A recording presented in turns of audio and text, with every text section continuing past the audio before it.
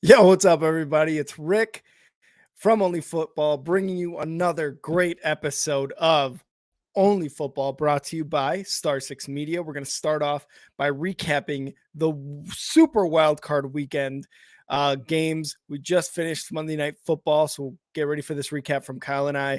Then we're going to go into our top five performances of the Wildcard weekend. And then we're going to end it off with ranking the playoff teams. So, guys, stay tuned.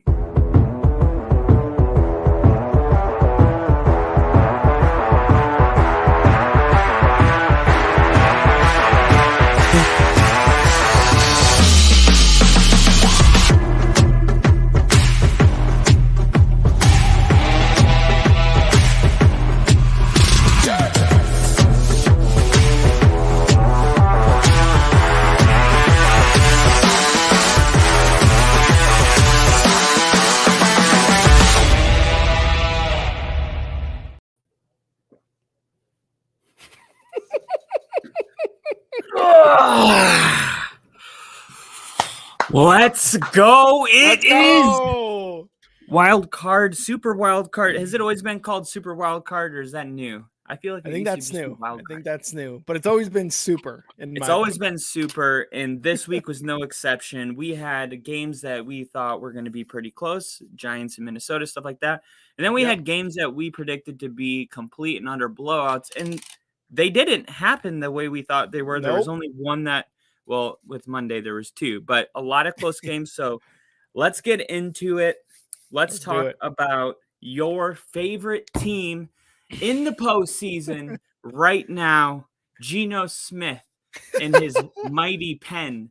Did Geno Smith finally put the ink to the paper and write the damn people back? It's not nice to have people waiting that long for a reply. Geno's left them unread for a very long time, and I think, in my opinion, he wrote back. Geno wrote back this game for sure, but let's give it to him, right? Let's give it to the Seahawks. They were in it. They were in it that first half of this game. Obviously, they didn't win the game because the 49ers turned it on in the second half. They ended up winning this game 41-23 against Seattle. But Geno Smith and the Seahawks kept it interesting in that first half. Not great stats, I think, from Geno. I mean, 25 for 35 with 250 yards, 2 touchdowns, and an interception. But kind of what he's been doing this entire regular season, surprising people. That was a pretty surprising stat line from Geno Smith in the playoffs. But they were in San Fran. It was against probably one of the best teams in the NFL right now. Dude, it was a tough one, but Geno Smith finally wrote back this game against the 49ers. Geno Smith, obviously the replacement for my beloved answer at franchise quarterback for the last decade, right? Russell Wilson. I feel like I am more connected to the Seahawks organizations than I could begin to explain starting in 2013 when Russell Wilson destroyed the Broncos. Somehow it all kind of came back around. I was like, ooh, now we're going to take Russell Wilson. We're going to beat other people. And Russell Wilson had a terrible year, and Geno looked like a top 10 quarterback, and he did for the most part of the year. And that's why, Rick, I'm going to say that Geno did not write back. He didn't write back. What? The Seahawks lost. He lost. Okay. But I just don't think it's – I don't know. I've said it a million times. I don't think the 49ers, are a good measuring stick. I don't think you can really measure yourself with a team that is a juggernaut. Like, of course, that they can withstand that stuff. They played really close in the first half. They did go into halftime with a 1-point lead on the road. And Geno didn't – I don't think he threw an interception. I don't remember one. So there was nothing that happened in that game that you could say, like, oh, man, like, there's nothing you can point to and say Geno made a bad read. He made a bad throw. He fumbled the ball. It was just a lot of San Francisco being amazing. And that was kind of my question. I don't really think that Geno wrote back, but at the same time, I do understand and realize that there's a ceiling there. And if your ceiling is, hey, he can get us into the playoffs, but we're not going to like beat those, top dogs that are in the playoffs, but we'll be there. Yep. Is that really a realistic goal? There are some people that are okay with that. They would rather have that. I can be in the playoffs than go into a rebuild and have a 2-16 season. Like nobody wants that. Sometimes you just hang on to mediocrity so you don't have to experience a full-on rebuild. And I think Geno Smith, he gives you that kind of comfort. But I'm gonna take my hat off to Geno Smith because even though it didn't end the way he wanted to, he outperformed everybody's expectations. It was a joke when they said, "Is it going to be Drew Lock or Geno Smith?" It was like, "Oh my God, is there a third option?" Like, why are those the only two options? Why are those the only two options? And we said it too in the preseason. We're like, really, this is what they've got to work with. And we saw what Geno did in the regular season. He made it to the playoffs, and I think you put it really well, right? Like he completely exceeded expectations. Another person who exceeded expectations, Brock Purdy. Brock for Purdy, baby. Brock hard for Purdy. We got Kyle crossing his legs over here because he's that Brock hard right now. His stat lines were actually was actually pretty good. This guy went. I wouldn't they be? What do you mean, actually? Of course, I mean, first time in a playoff game, your sixth game in the NFL, and it's a playoff game. There's got to be some things, some jitters you work out, but 18 for 30, 332 yards and 3 touchdowns, and a rushing touchdown, by the way, by Purdy.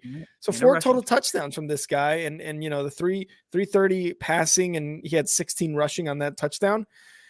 Very, very good stat line from Purdy. Christian McCaffrey caught a touchdown. Deebo Samuel caught a touchdown. Elijah Mitchell caught a touchdown. This team is just built for the Super Bowl. This team is built for the Super Bowl. The 49ers are built for the Super Bowl right now. And Kyle Shanahan, the fact that he is their coach, makes it that much better. It's making it that much better right now. And they played a hell of a game. Again, rough in the first half. Not rough, but it was starting to get like, okay, why are the Seahawks keeping up with the 49ers? And then they just turned on the Jets in the second half to destroy them, 41-23. Without taking too big of a deep dive into the Seahawks, whether they deserved or not to be in the postseason, I will say the Seahawks were not the greatest team in the NFC, right? They were a 7th seed. They were actually the worst team in the NFC. So I do think you have to kind of manage expectations, and we talked about that on Monday night. Right, Dallas is going to be all freaking Wildcard because of that game, but you got to remember the Bucks were, not the Bucks that we knew all year, and tonight was no exception. The 49ers, however, played absolutely just lights out. Now that first half, I'll say Brock Purdy looked like you could see that there's a little pregame jitter. Like there was a couple throws that you could see. But if that's what he looks like when he's, under pressure, okay, sure. That is fine. You want to go out there and you want to overthrow one and throw one at someone's feet because you feel like the pressure is getting to you. All right. The fact that he went into halftime and Kyle Shanahan's message to him was like, hey, and I love this. Kyle Shanahan said, Brock Purdy doesn't act like a rookie, so we don't treat him like one. Yeah. So, and when you're having a coach like Kyle Shanahan, he's going to hold you accountable. His message to Brock Purdy was not, just like no warm, fuzzy message. His message was, their plays have been there. You need to make them. Yeah.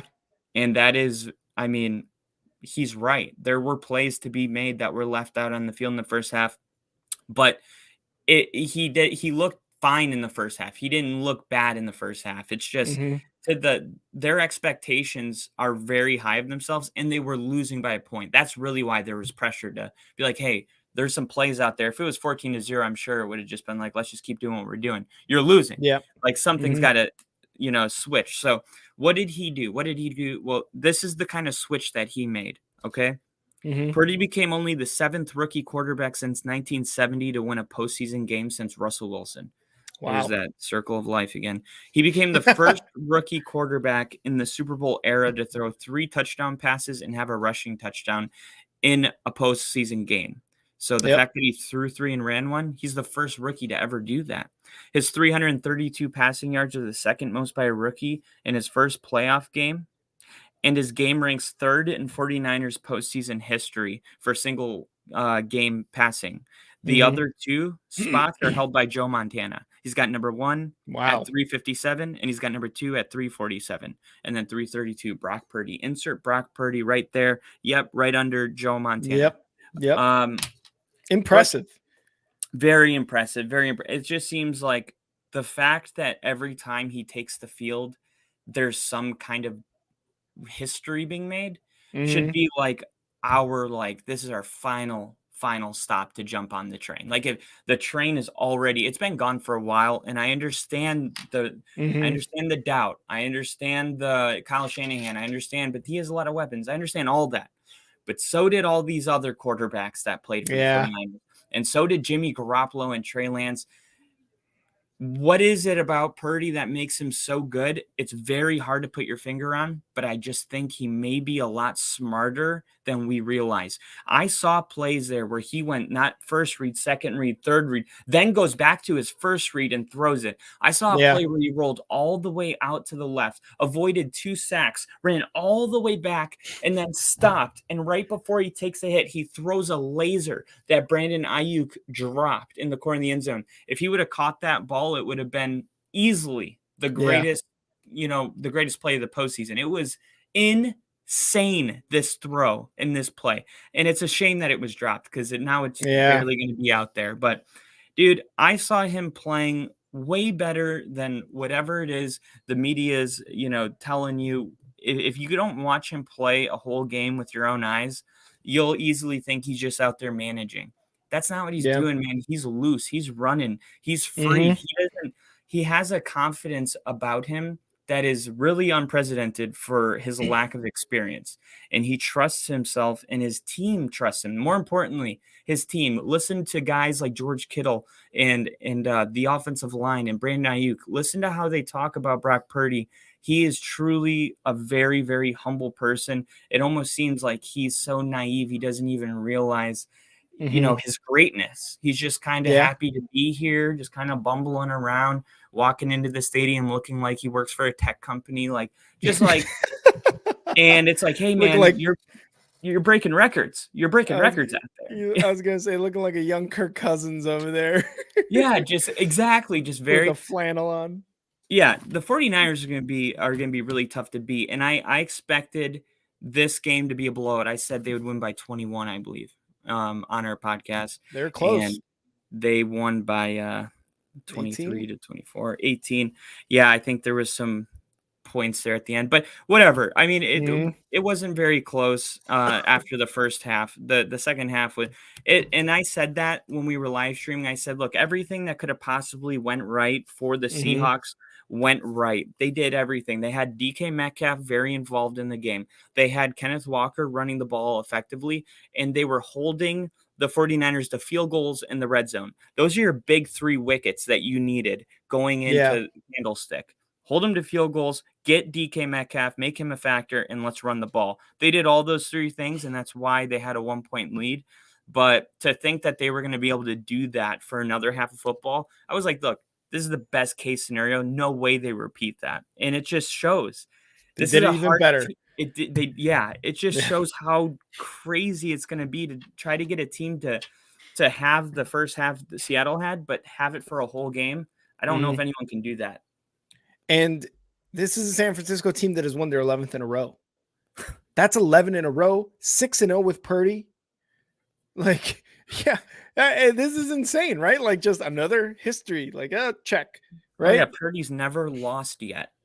He has not lost a game yet. It's just insane. And you mentioned all these things. You mentioned the game, what they did. Their defense stepped it up completely. 3 sacks, I think.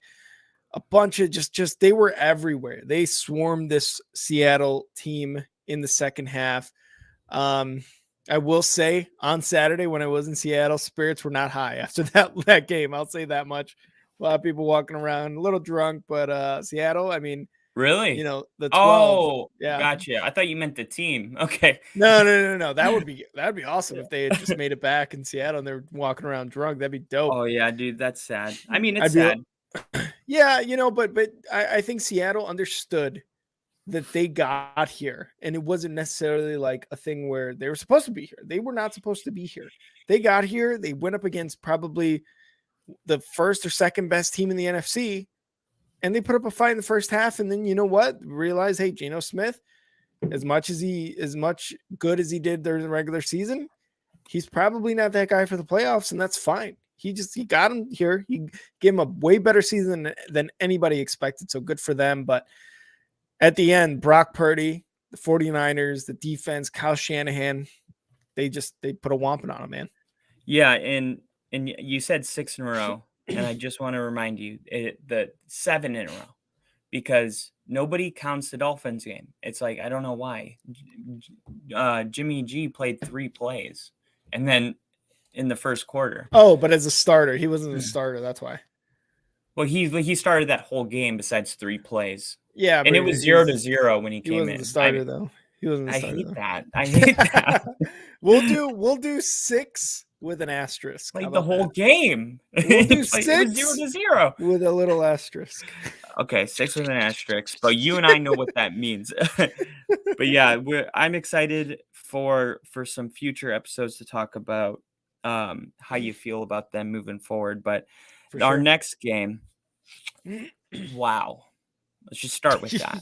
Yeah. We had the Los Angeles Chargers taking a little trip down to Duval. Pretty familiar with the area, pretty familiar with the fans, pretty familiar with the expectations when they drafted Trevor Lawrence.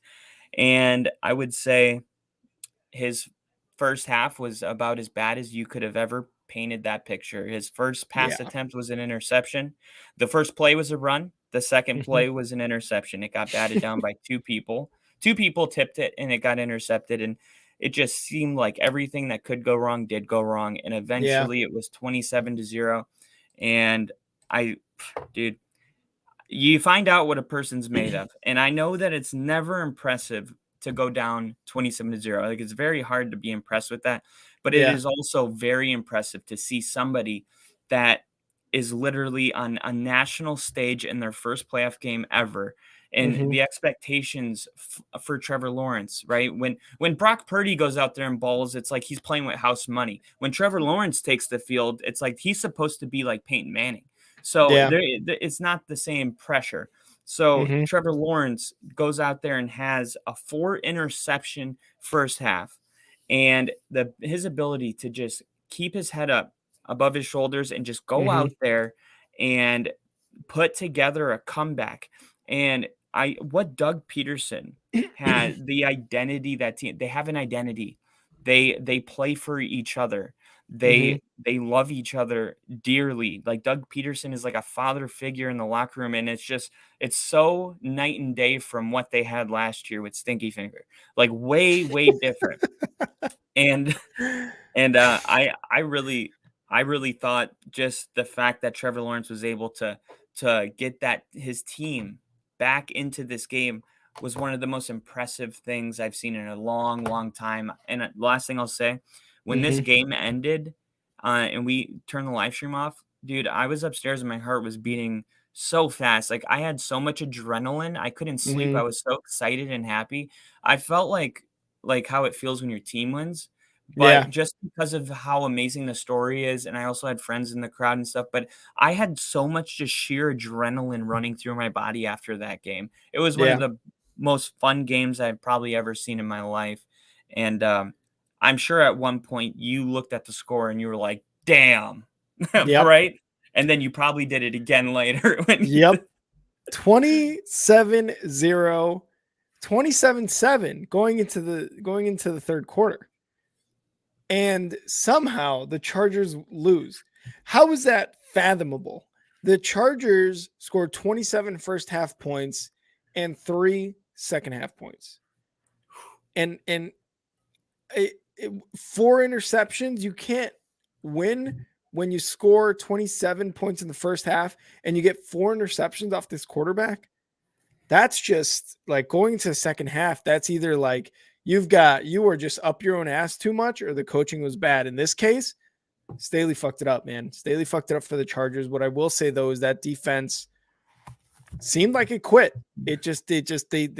They did great things in that first half, the Chargers defense, and then the second half were just like they looked bad. I don't know what it was. I don't know how you have such a great first half and then look terrible in the second half against the quarterback who just threw 4 interceptions.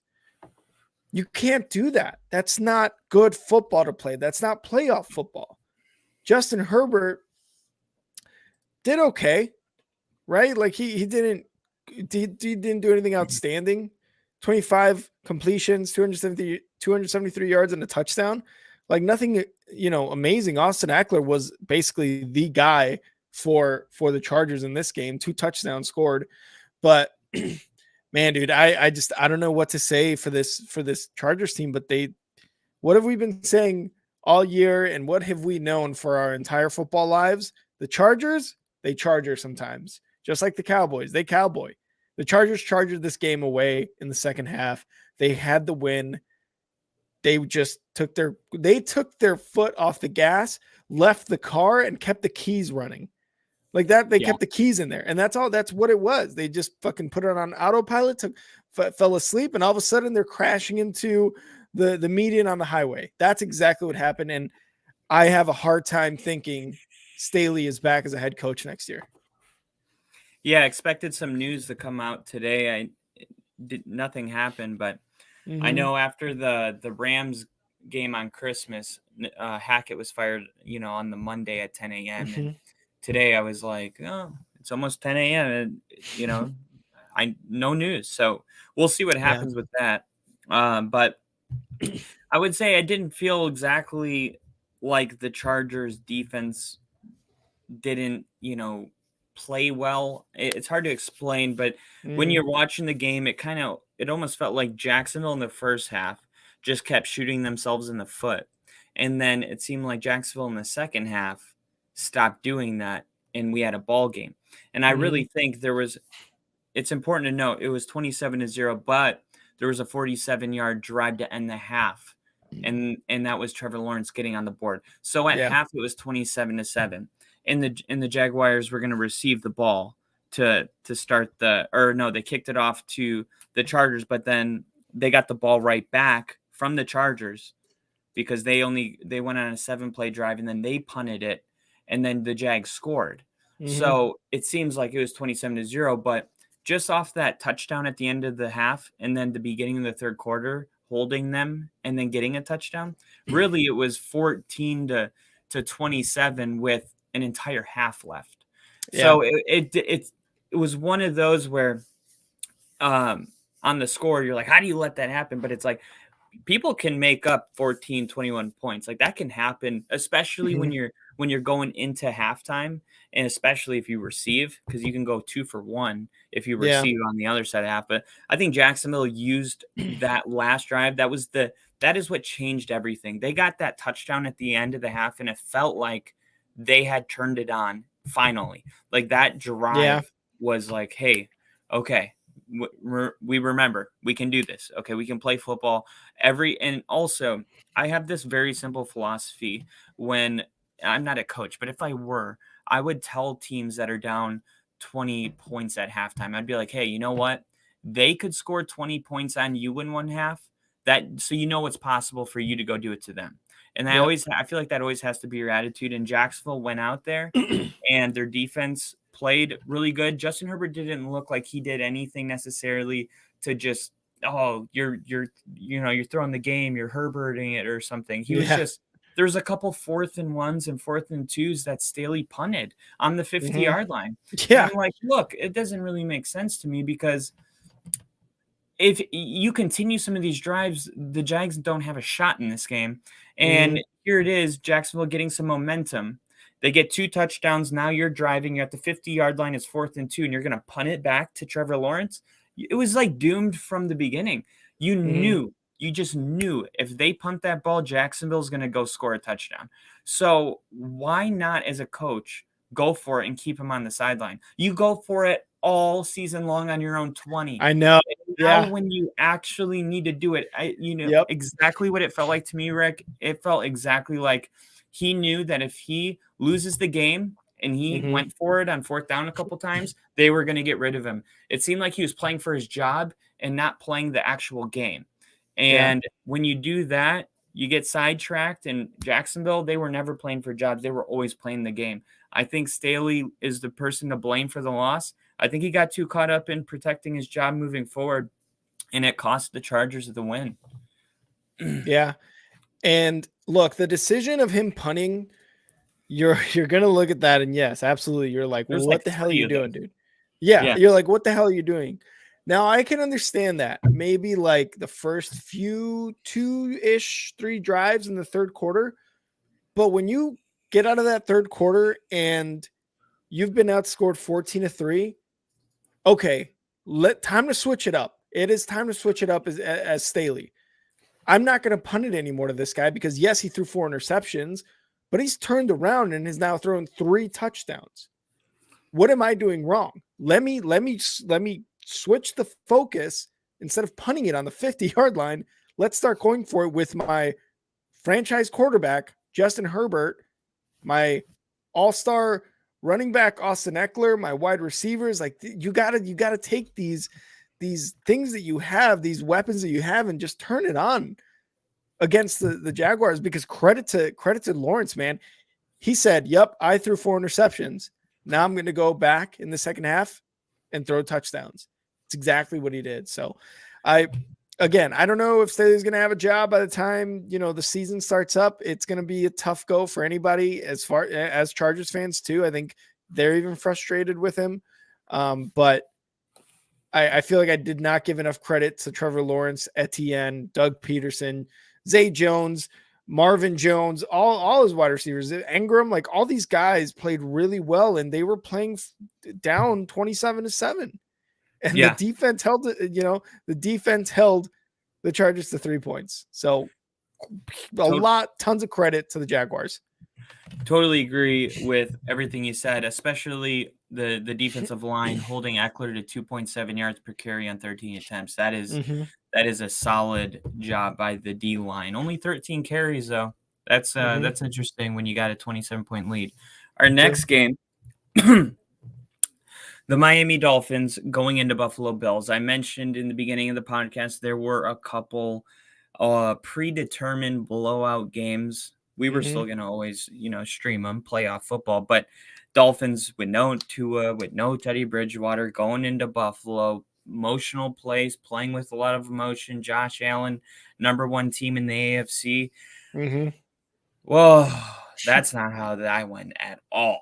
I mean, that was like, this was a very, very tough game to watch. And it was just because you knew that that the Bills are capable of doing so much better. And there was so much that they were able to do. There was a couple times that they wanted to score before the end of the half. So they called 3 plays, and just like that, they have 70 yards. 1 play to Diggs, 1 to Gabriel Davis. Like their ability to just, you blink and they're on the other side of the field, that was there. But then there was a lot of this other stuff, a lot of just Josh Allen throwing it downfield into double coverage and it gets picked. It's just like forcing the ball because the game was getting close and it was uncomfortable probably at home. Like, hey, we can lose in the playoffs, but we can't lose to the Miami Dolphins playing with Skylar Thompson. That is absolutely not possible. And I think it started changing the way that they were playing. And are the Bills, is this any kind of representation of what we should expect from the Bills, or is this a total fluke? And you got to give credit. I will give a lot of credit to Mike McDaniel. He tried to make the quarterback position very simple for a Skylar Thompson with very little experience. He had his team ready to play. I'm sure he said something like, they didn't give us a chance, the underdog speech. And Mike McDaniel is a realist. He might have sat down with his guys and didn't do a hoorah speech. He might have been like, yeah, we have no business winning this game. They are much more talented roster today, but wouldn't it be cool if we win? Wouldn't that be cool? Wouldn't that be, Wouldn't like, it a be cool dope? story? Wouldn't that be something like you could Yeah. hear him doing? And his team went out there and played, and we got a real playoff game with a third string quarterback against a team that could have been the number one seed. Like, what do you make of the reasons why we got a good playoff game? Is it more about the Bills sucking, or is it the Dolphins coming up, coming up or giving them their best shot? What do you think? Is it the Dolphins or the Bills? The Dolphins definitely stepped it up, but I will say Mike McDaniels, for all the credit that we do give him, he had a really hard time getting plays out to Skylar Thompson and making him look just a little bit bad, calling timeouts, a lot of delay of games towards the end as well. So, as much as I want to give credit to the Dolphins, this game was just, man, it was like both teams were trying to lose it almost. It's like both teams are just fucking up. It really was. You had Josh Allen, like I was saying, like how you were saying, tossing those interceptions, throwing into double coverage, getting incompletions, all sorts of stuff, man. And this is Josh Allen from that 4 or 5 game skid that I was talking about, right? Why does he have multiple games with multiple interceptions? This isn't the Josh Allen that we need to see right now. We need to see early season and late season Josh Allen. But somehow he's two interceptions, 3 touchdowns. This isn't something that you can keep and maintain throughout a playoff. You're trying to get to the Super Bowl throughout the playoffs. You can't maintain a team. You can't get a win with that. So I really don't know who to give credit to. I want to give credit to Mike McDaniels for what you said, making Skylar Thompson look pretty decent at quarterback. Now, nothing crazy from Skylar Thompson, right? But 220 yards and a touchdown. Yeah, sure, 2 interceptions, but this is a guy who just started his second game of the year ever, right? Yeah. Not bad, man. And with the weapons around him, Tyreek, Waddle, Gesicki, all these guys, like he was able to make it work. He was able to make it a competitive game. But again, Skylar Thompson, brand new guy. The defense on the Dolphins, not that good, although they did intercept Josh Allen twice. But now on the other side with Josh Allen, 3 touchdowns. Awesome. He got a ton of passes off to Gabe Davis and Stephon Diggs, which we'll talk about later. And he was able to get them scores too, not Diggs, but he was able to get it to Knox, get it to Beasley, by the way. Holy shit, Cole Beasley has entered the chat, right? Yeah. He was able to get a lot of things done offensively, but man, it was like, why wasn't this a 41-23 game like the Niners and the Seahawks? Because that's what we all expected. And you said it at the beginning of the segment. Games we expected to be blowouts turned out to be a lot closer, right? I mean, this game ended 34-31 Bills when it probably should have been 34-17, 34-20 Bills, something like that. But I there's a lot of credit to be given to coaches, to players, but it's just like it felt like this game was just like just kind of a very wild card game. I guess that's how I'll describe it. A very wild card game because you didn't really know who was going to win. But Bills came out on top, luckily, but they cannot play like this again at any point in the playoffs, especially going up against the Bengals next week. Yeah, and the numbers were there. I mean, Stephon Diggs, 114 yards on 7 receptions. Gabriel Davis, 113 yards, only 1 less yard on 6 receptions. So, like, yeah. It just shows you that Buffalo, even when they're playing just not great football, that they're still capable of doing, good numbers and putting up 34 points. Like, it's not like they just completely shit the bed. It just seemed like we know that you're capable of so much more, right? And that's a good thing. I feel like that's one of those good compliments you can get from somebody is like, hey, I know that you're capable of more, so come on, let's be the Bills. So, like you said, next week they're going to have to definitely play like that if they want to take on Joe Burrow and the Bengals, because those guys are going to be ready. And our next game is probably, you said it's the wild card weekend. That was a wild card game. This is kind of a wild card performance, especially you. I know you think it was, right? Because we went very in depth. A couple days before about a particular person that you particularly don't want in a uniform for the Giants next week. And he said, What are you talking about? I'm the franchise quarterback. Giants beat the Vikings in Minneapolis. Yeah. Dude, Daniel Jones has a just lights out performance. He's got Mm-hmm. an insanely high QBR. He rushes for over 70 yards, averaging Yep. 4.6 a carry.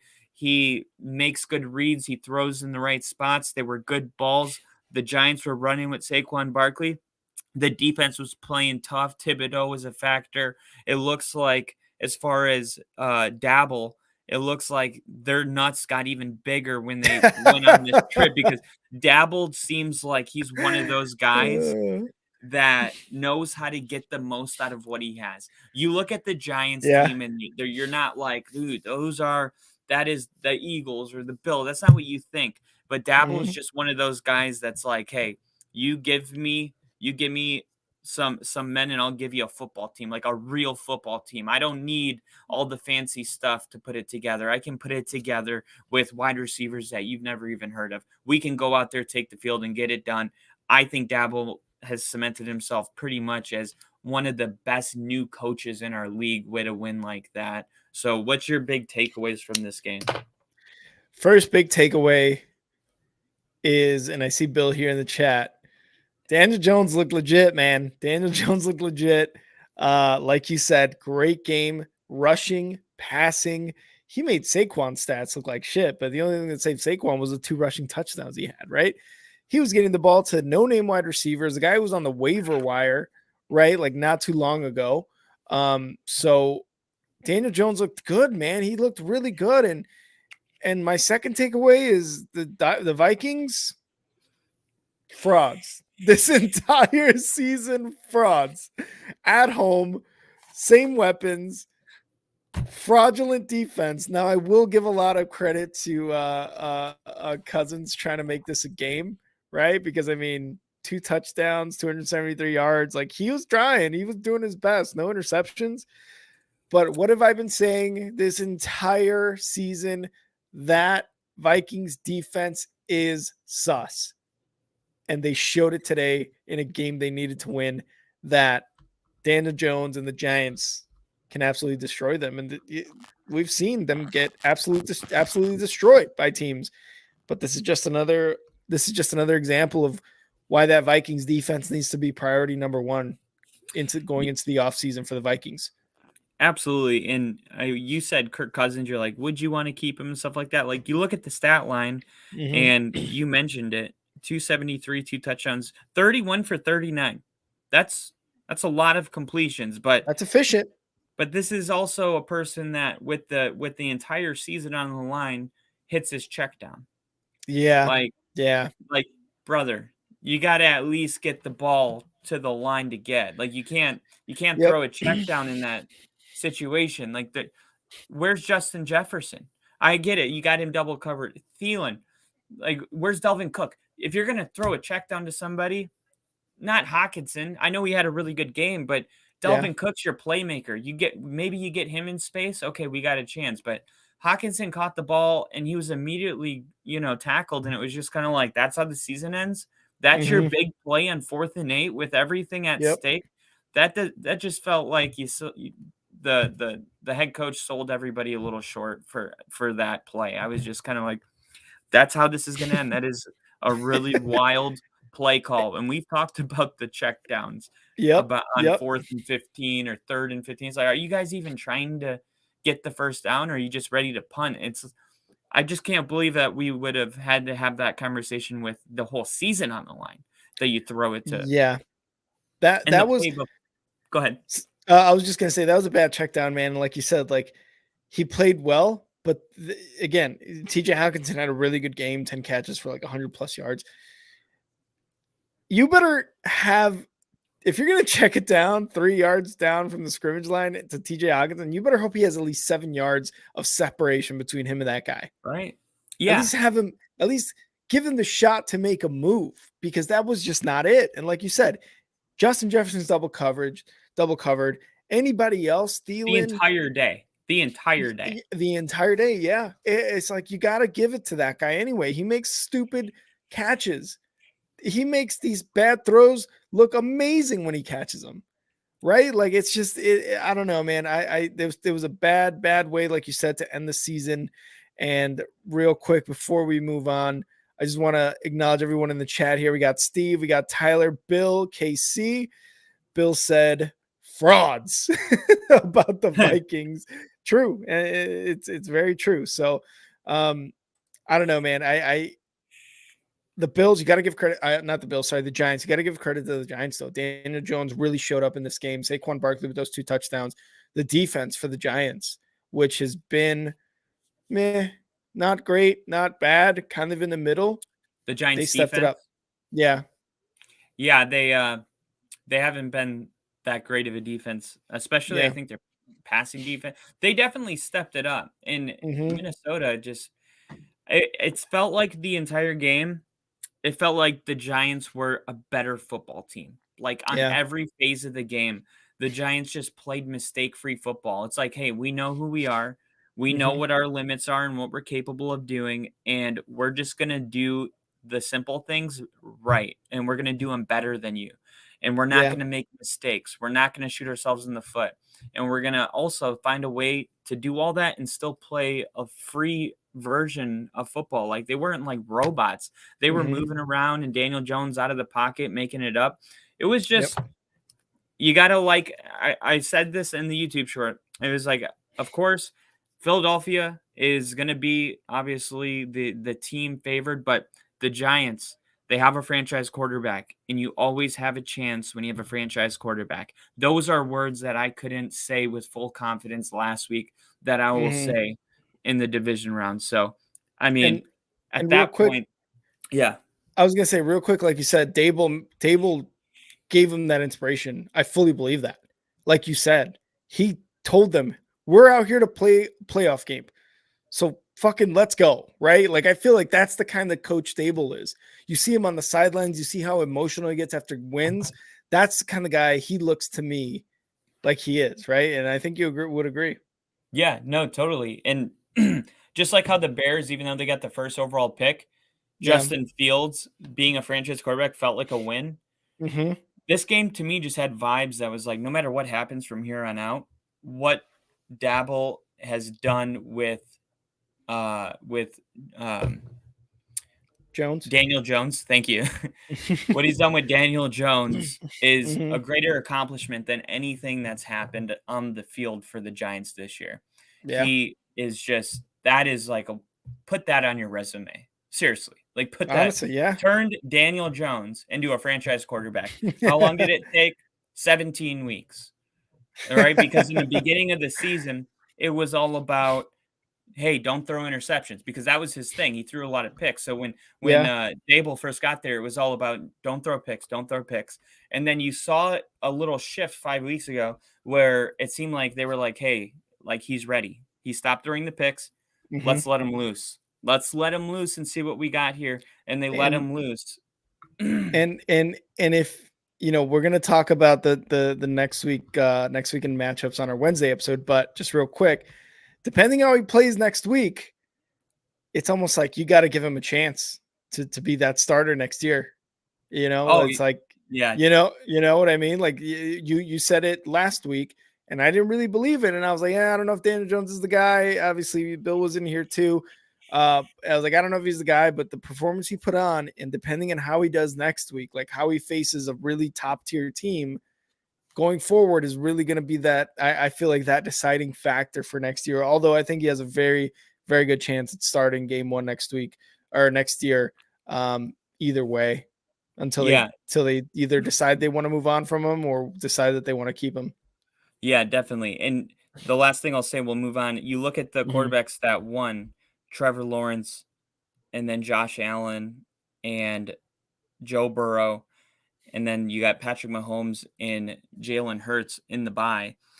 There's only a small group of quarterbacks that are still playing football. So no matter what, it seems like that counts for something. Your name is in a small group of players. Lamar Jackson's not in this category. Justin Fields. There's a lot of really good quarterbacks, but you're one of the few standing, and you are the most important player on the field. So, it's he has to have some kind of value to still be Yeah. playing next week, even though he didn't seem like the most talented. It's like, well, as long as he can win, nothing else really matters. And I mentioned Lamar Jackson. Well, Lamar Jackson decided not to play in this Mm-hmm. game. Could have been the injury. It could have been that he literally couldn't go out. He wasn't at full speed, but there was Mm-hmm. also talks about the contract. And if he was just kind of doing the whole bowl game thing, don't want to get hurt for the combine, like, was he protecting himself for his value? Tyler Huntley would take the start while that controversy was stirring. Then Yep. the Bengals being at home, they were going to play a tough team. We live streamed the game together. It was Mm-hmm. always going to be a difficult game. The one of the top 3 defense and points allowed, it was going to be low scoring. And Tyler Huntley made a couple good plays, and the Ravens set up perfectly to win the game. But the touchdown that they were supposed to score to go ahead, their go ahead win, actually ended Yep. up getting batted out of his hands, and it ended up being a go-ahead touchdown for the Bengals. One of the Mm-hmm. biggest turning points of any game in this wild card weekend.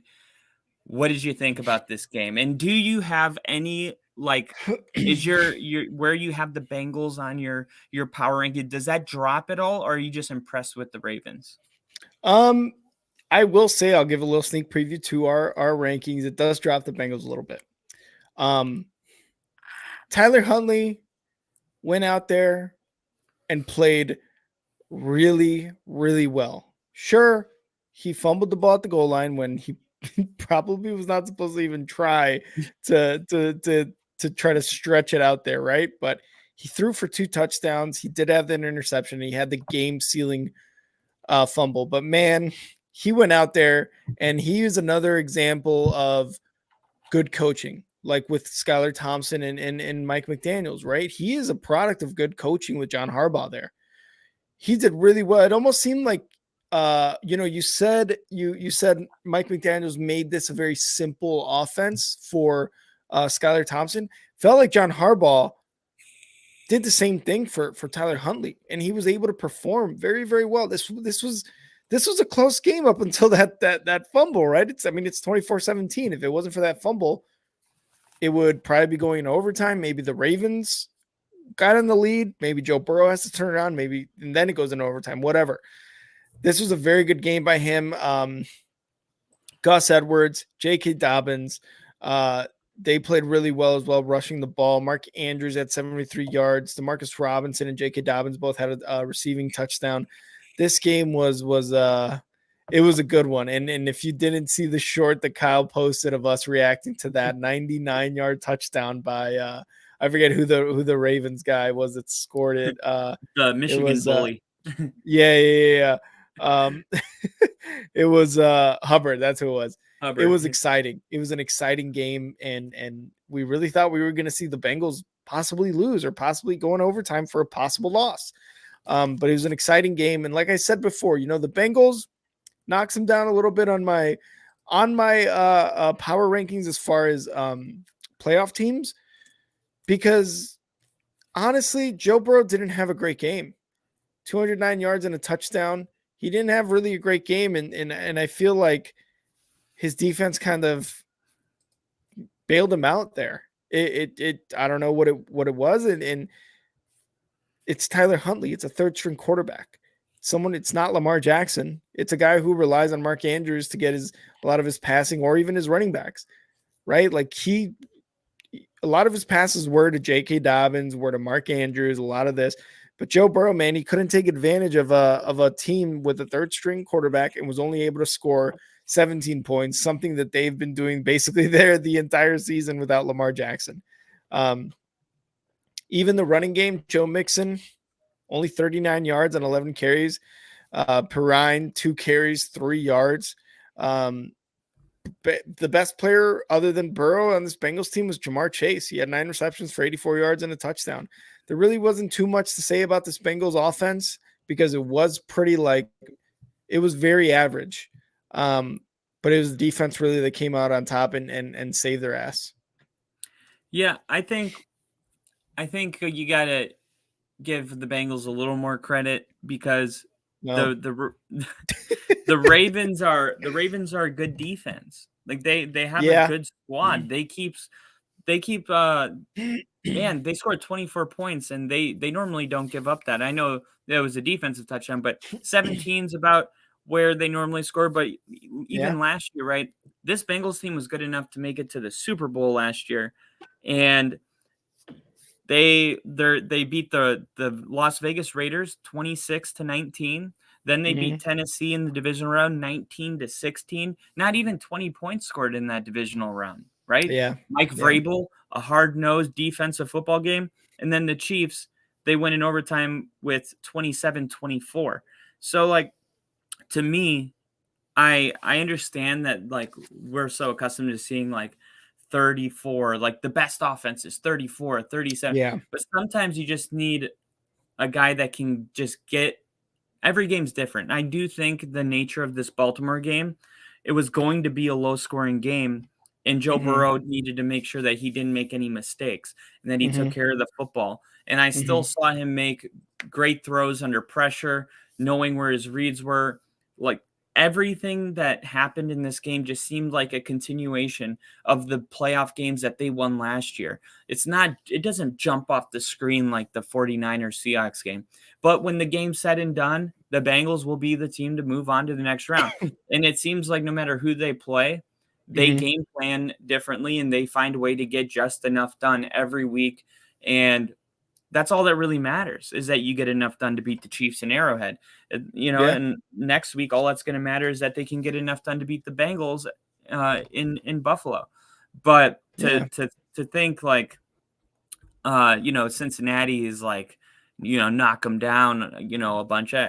It's the playoffs. John Harbaugh is a fantastic coach. He's a great coach. The running back playoffs, they average 5 yards a carry. The Dobbins averaged 5 yards a carry. The other guy averaged, like, I think over 3. They were running the ball really good. I mean, it's playoff football. So maybe you're right. And I'm a little slow, but I think the Bengals may still be the team that we think they are. And I respect your point, but I'm just going to propose that the Bengals are the same team that we thought they were going into the game. And it's funny, though, how you can get a win and still knock someone down. Yeah, and Casey here agrees with you. You rarely see an individual player play great every game. Burrow has the leadership qualities to succeed. A W in the playoffs is a W. And they move on. They move on with a W, whether it was a defensive touchdown, whether it was a field goal, whether it was Burrow running in for another touchdown. The one thing I don't like seeing, right, is we talked about Purdy, how well he performed in his first playoff game. Joe Burrow has been here.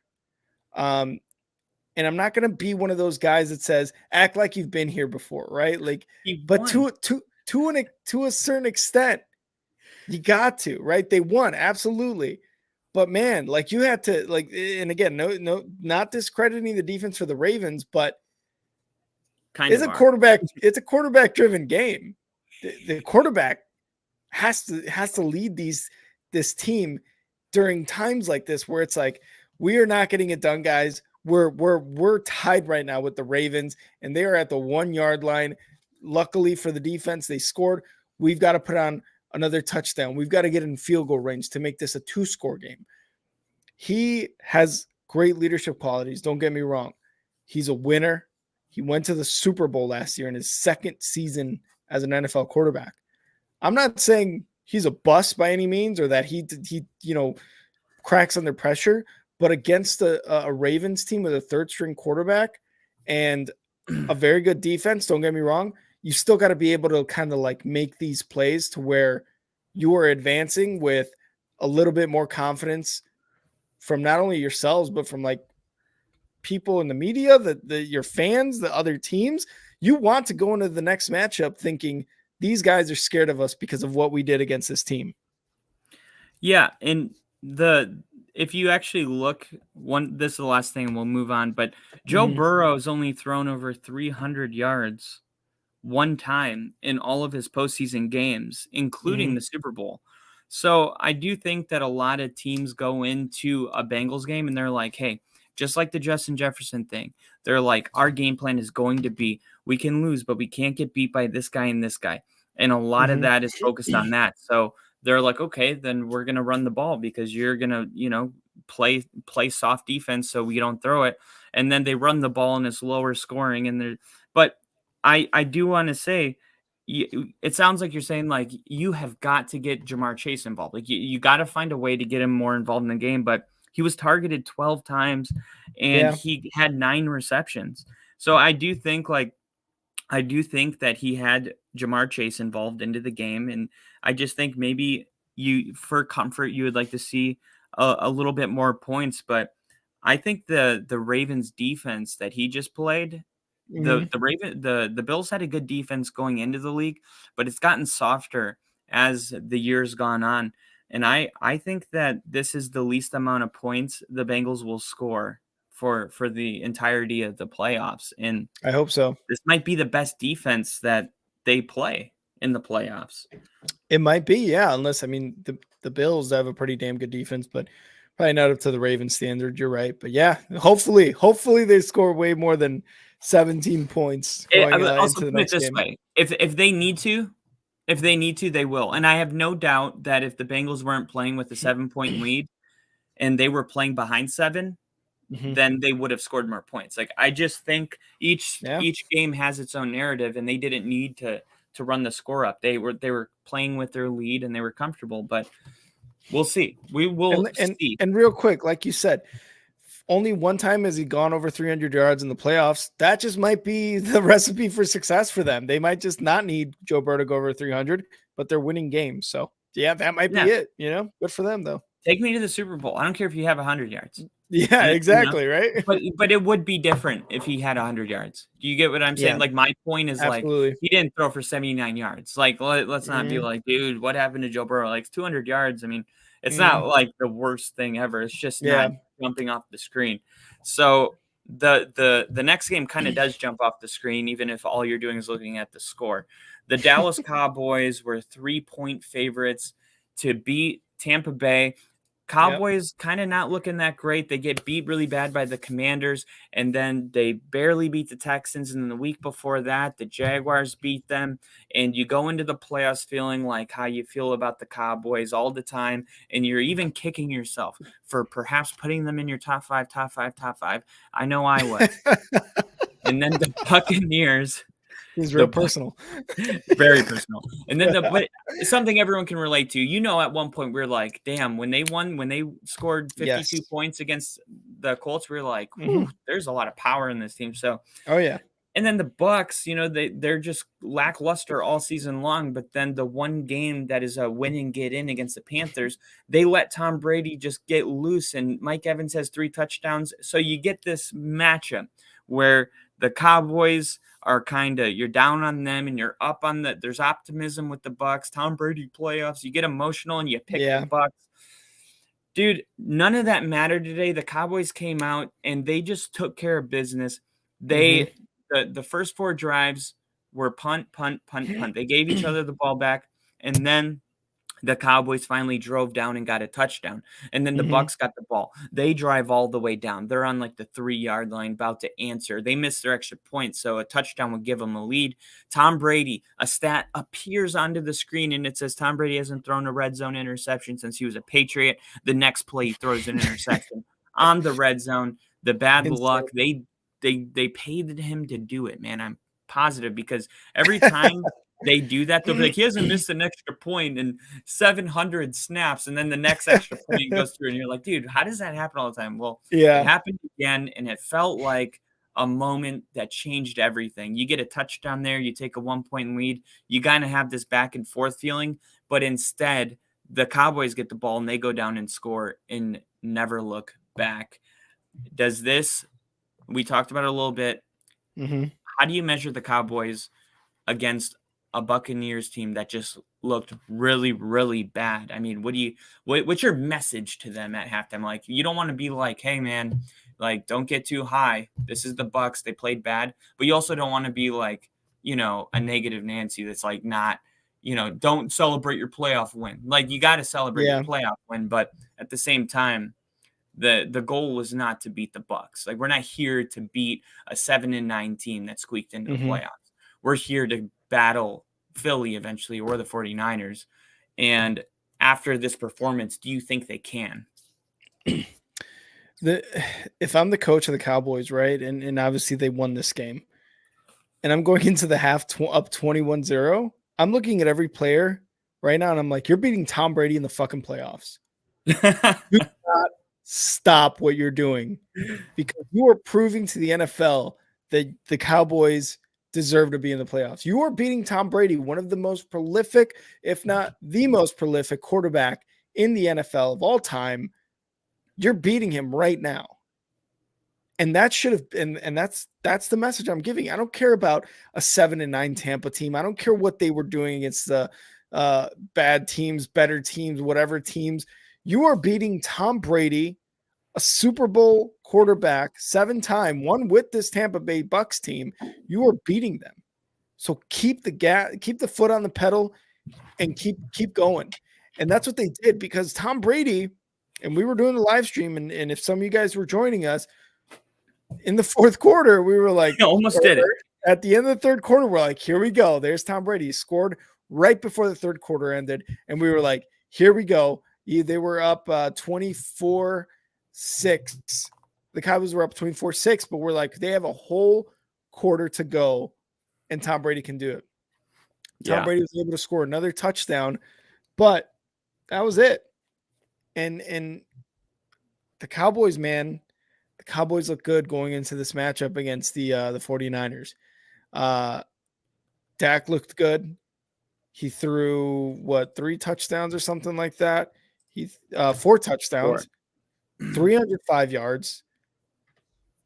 Dalton Schultz, late into the season, now into the playoffs, is looking like a legitimate tight end red zone threat, whatever.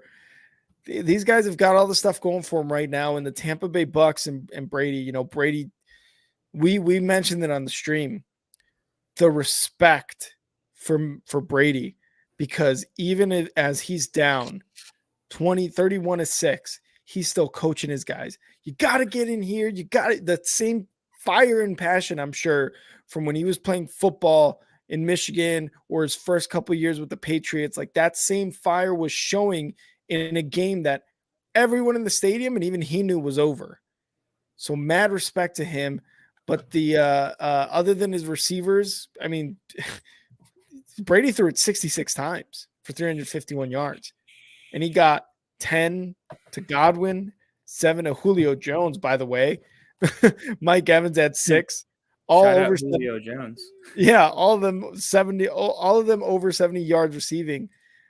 He was trying, and he put his game out there, man. He put his best out there. So props to that. But the Cowboys are looking like a very legitimate threat going into this game against the 49ers. Yeah, I would agree. I think the Cowboys have definitely the Dak looks like he should be the franchise quarterback for the Cowboys. He looked locked in. When you just it could be a sport, it could be cleaning, but whenever you get like super locked in, you're in that mode where you can't lose. And I could see Dak on his, I think it was his second, maybe his third drive before the half ended, when they got that another touchdown to end the half. I was like, man, Dak is really locked in right now. And yeah, I've seen him look just so average that it was kind of like, it was almost surprising. I was like, dude, because we've seen Dak throw a lot of bad passes, a lot of interceptions, and Dak just seemed like he was making the right reads, the right throws. Tony Pollard, there's a lot of weapons on that team, and T.Y. Hilton has been a good addition as well. And I guess the concern moving forward is, okay, Dak had a really good game, but what does that mean for next week? Because Tampa Bay's defense, they're not terrible, but they're not the 49ers. It's not Nick Bosa. So it's a great tune-up game, but they're going to have their hands full. Full. And if their kicking game was as good as it was tonight, it's going to be a rough go they're going to have to get a kicker. Yeah, they really are, man. Whatever his name is, Brett Maher, I forget how to say his last name. John Had a Mayer. tough time. 4 missed extra points. Finally got the 5th one. So it's just he's having a tough time. But do want to get to this comment here by Bill. Anyone hear about the Bucks receiver that got carted off? Is he okay? Yeah. So Russell Gage from Twitter, what I just saw right now, he was in the hospital being treated for concussion, possible neck injuries, but he's got movement in all of his limbs, like fingers, toes, all that stuff. He's talking. So he seems to be okay. Scary moment there on the field, obviously, in that game. But yeah, he's doing well. But yeah, dude, the kicking game from the Cowboys, it's going to be rough. And against a very, very good defense against the 49ers, it might be crucial. It could be a crucial part of the game next week for the Cowboys. Yeah, I think I don't know if you were on or not, but I mentioned, I was like, okay, they're lucky enough where they're in a game with the Bucks that it doesn't matter. But if they're gonna go into Candlestick and try to win, every point's gonna matter. I mean, every single point. And I don't know what you do at this point. I mean, are there kickers out there that are just available? I mean, isn't it like isn't your thinking at least like, hey, if there's kickers available, like the first thing I want to know is like, isn't that mean they're not good enough to be on a roster? Like, why are they available? They're probably available because they're not good enough to be on an active roster. And now we're gonna bring in one of those. I mean, I feel like it's a really difficult situation, and it seems like every couple of years there's just this one team that like has this brand new kicker problem now that we're in the playoffs. You know what I mean? It's like it always happens. It always happens. And it seems to like I feel like the Cowboys just get screwed. I think Vinatieri had he was like so good for like 15, 18 years. And then I remember his last playoff, he missed like 3 field goals and then retired. And I was like, I think he was with the Colts too. I think he was with the Colts. Yeah. Yeah. So and yeah, it's unfortunate when you see, because kicking field goals is just so mental. It is so mental, and it requires so much kind of like almost like meditation where you got to just like ignore all the pressure and then it seemed like every time he kicked it, dude, you didn't see the first 3. They were like the double doink looked great compared to these. I got like ESPN up with Scott Van Pelt, and I just saw them as we were talking about, I think like the Giants game or something like that. And I was like, wow, they were bad. They were not even close. Like you said, the double doink looked better. I think you could probably have done a better job than what that happened. I'm not even kidding. I could have done it, but I got a bad leg, but I used to be able to at least take a 30-yarder. These are, what are these, 30? These are 35-yard field goals. Yeah, 35 yards, I'm pretty sure. Yeah, I mean, that's how every kicker in high school can kick a 35-yard field goal. Maybe Pat McAfee. Well, dude, wouldn't that be insane? McAfee joins the Cowboys for a game to kick field goals. And then he misses all 5, watch. And then misses all 5 because he's stoned.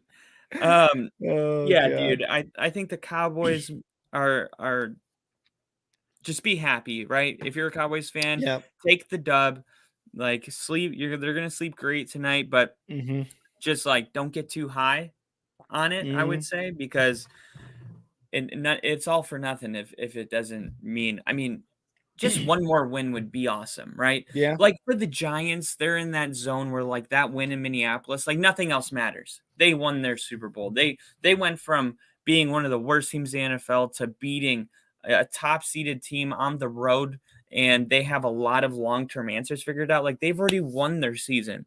But the Cowboys, they've been like in this window, supposedly. They've been in this window for, it seems like 5 to 6 years.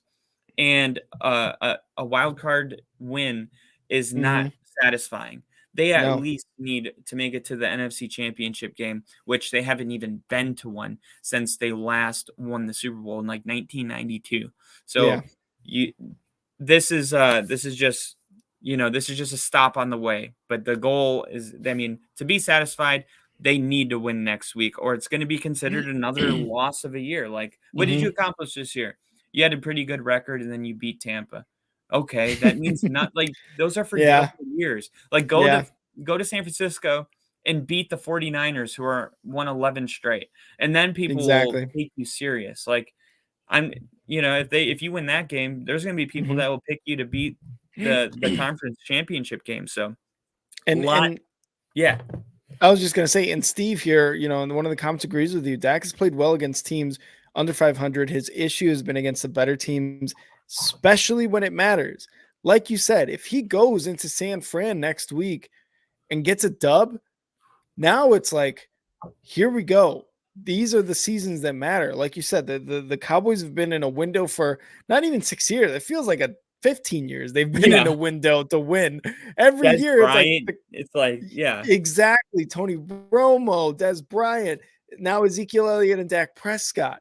It just it seems like their window is like always open, which must be nice almost in a way, but it's always like it always ends in disappointment. But this year seems going a little different. But again, like Steve said, Dak plays well against these under 500 teams, but when he goes up against these really good teams like 49ers, Eagles, any of these teams, it's just like, oh shit, how do you play football again? You know what I mean? Like, that's where it gets to. Dude, absolutely. So we will see. We're going to be live streaming all the games next week, and then we have our predictions coming up where we will predict if the Cowboys will finally get laid, or will it be another handy? Will it be another hand job season for the Cowboys? I'm so glad we're continuing that. Yeah, nobody wants that this year. So we'll see if the Cowboys finally get it done. But that is all of our it was a really good round of games. Great wildcard round. This wildcard round and doing this podcast has made me like want to watch these games even more because before it was like I want to watch the big games, maybe like the Bills, the Ravens, Bengals, Monday night. But doing this podcast has made me really appreciate all the other games that go on. The Vikings, Giants, the Seahawks, 49ers. Like, it really makes you appreciate it a little bit more. So I enjoyed every second of it for sure. Very, very good weekend of football. You thought week 18 was good? Wildcard weekend said, hold my beer, because we're about to make this thing amazing. Yeah, and I'm a big divisional round guy. I always say the best football's in the divisional round, and I think we're going to have some good games coming up next week. But absolutely, let's get into our second segment, which I'm really excited because obviously a lot has changed and a lot has happened. So in this segment, we're going to talk about your top five. No debating. Top five. Top five, no debating. Top five. I was like, give me the cue. I guess I was trying to do it so slow, but I also wasn't sure if we were doing the other one or this one first. No, whatever. It's all good. Yeah, we're going to get better. It's our first year. Okay, so we did this. Obviously, the playoff version was a little bit different because we were doing top five for the NFL, and then when we got into the postseason, we're ranking our playoff teams. And some of these teams are not available anymore to choose, and some are going up, and some are moving down. So we are going to do the remaining seeds that are existing. The order that Rick has, and we'll put it into another short. Rick, that was a great short, by the way. I like that song in the background. I was freestyling. Thank you. I just kept playing it. I was like, I love it. It was so hype. I'm working out to it. It's like, dude, we have like 50,000 hours of watching. I'm like, that's all me, dude. I'm I'm writing a song, but it's a great beat. So go check that out. But so I'm interested. You went first last time, and I think we should keep the order. All right. So there's 8 teams remaining in the playoffs. Obviously, we had the Chiefs and Eagles, 2-1 seeds on the AFC, NFC, not play a game this week. So 8 more teams remaining, 4 games next week. Let's start it off. Like you said, I'm going to go number 8, Giants at number 8. I'm going to go the Giants at number 8. And I did talk a lot of I was hyping them up, but if we're talking, if we're really ranking these teams, they're the number 8 team, man. They really are for me. So I got Giants number 8. Kyle, who do you have at number 8? I have the Giants. Okay. Yep. All right. So we agree. We agree. Yeah, we both agree on that one. All right. Let's move on to number 7. Kyle, number 7. Who you got? I had the Cowboys. Wow. You have some explaining to do, I think. No, it's just, look, I wasn't going to measure them off of this game. I just didn't feel comfortable doing that. And when I look at the Cowboys, I see a very inconsistent team where there's some other teams that may have questions, but I feel like I kind of got a pretty good idea of who they are. Maybe they turned a page around week 7, 8. Maybe these are the teams ahead, Duval.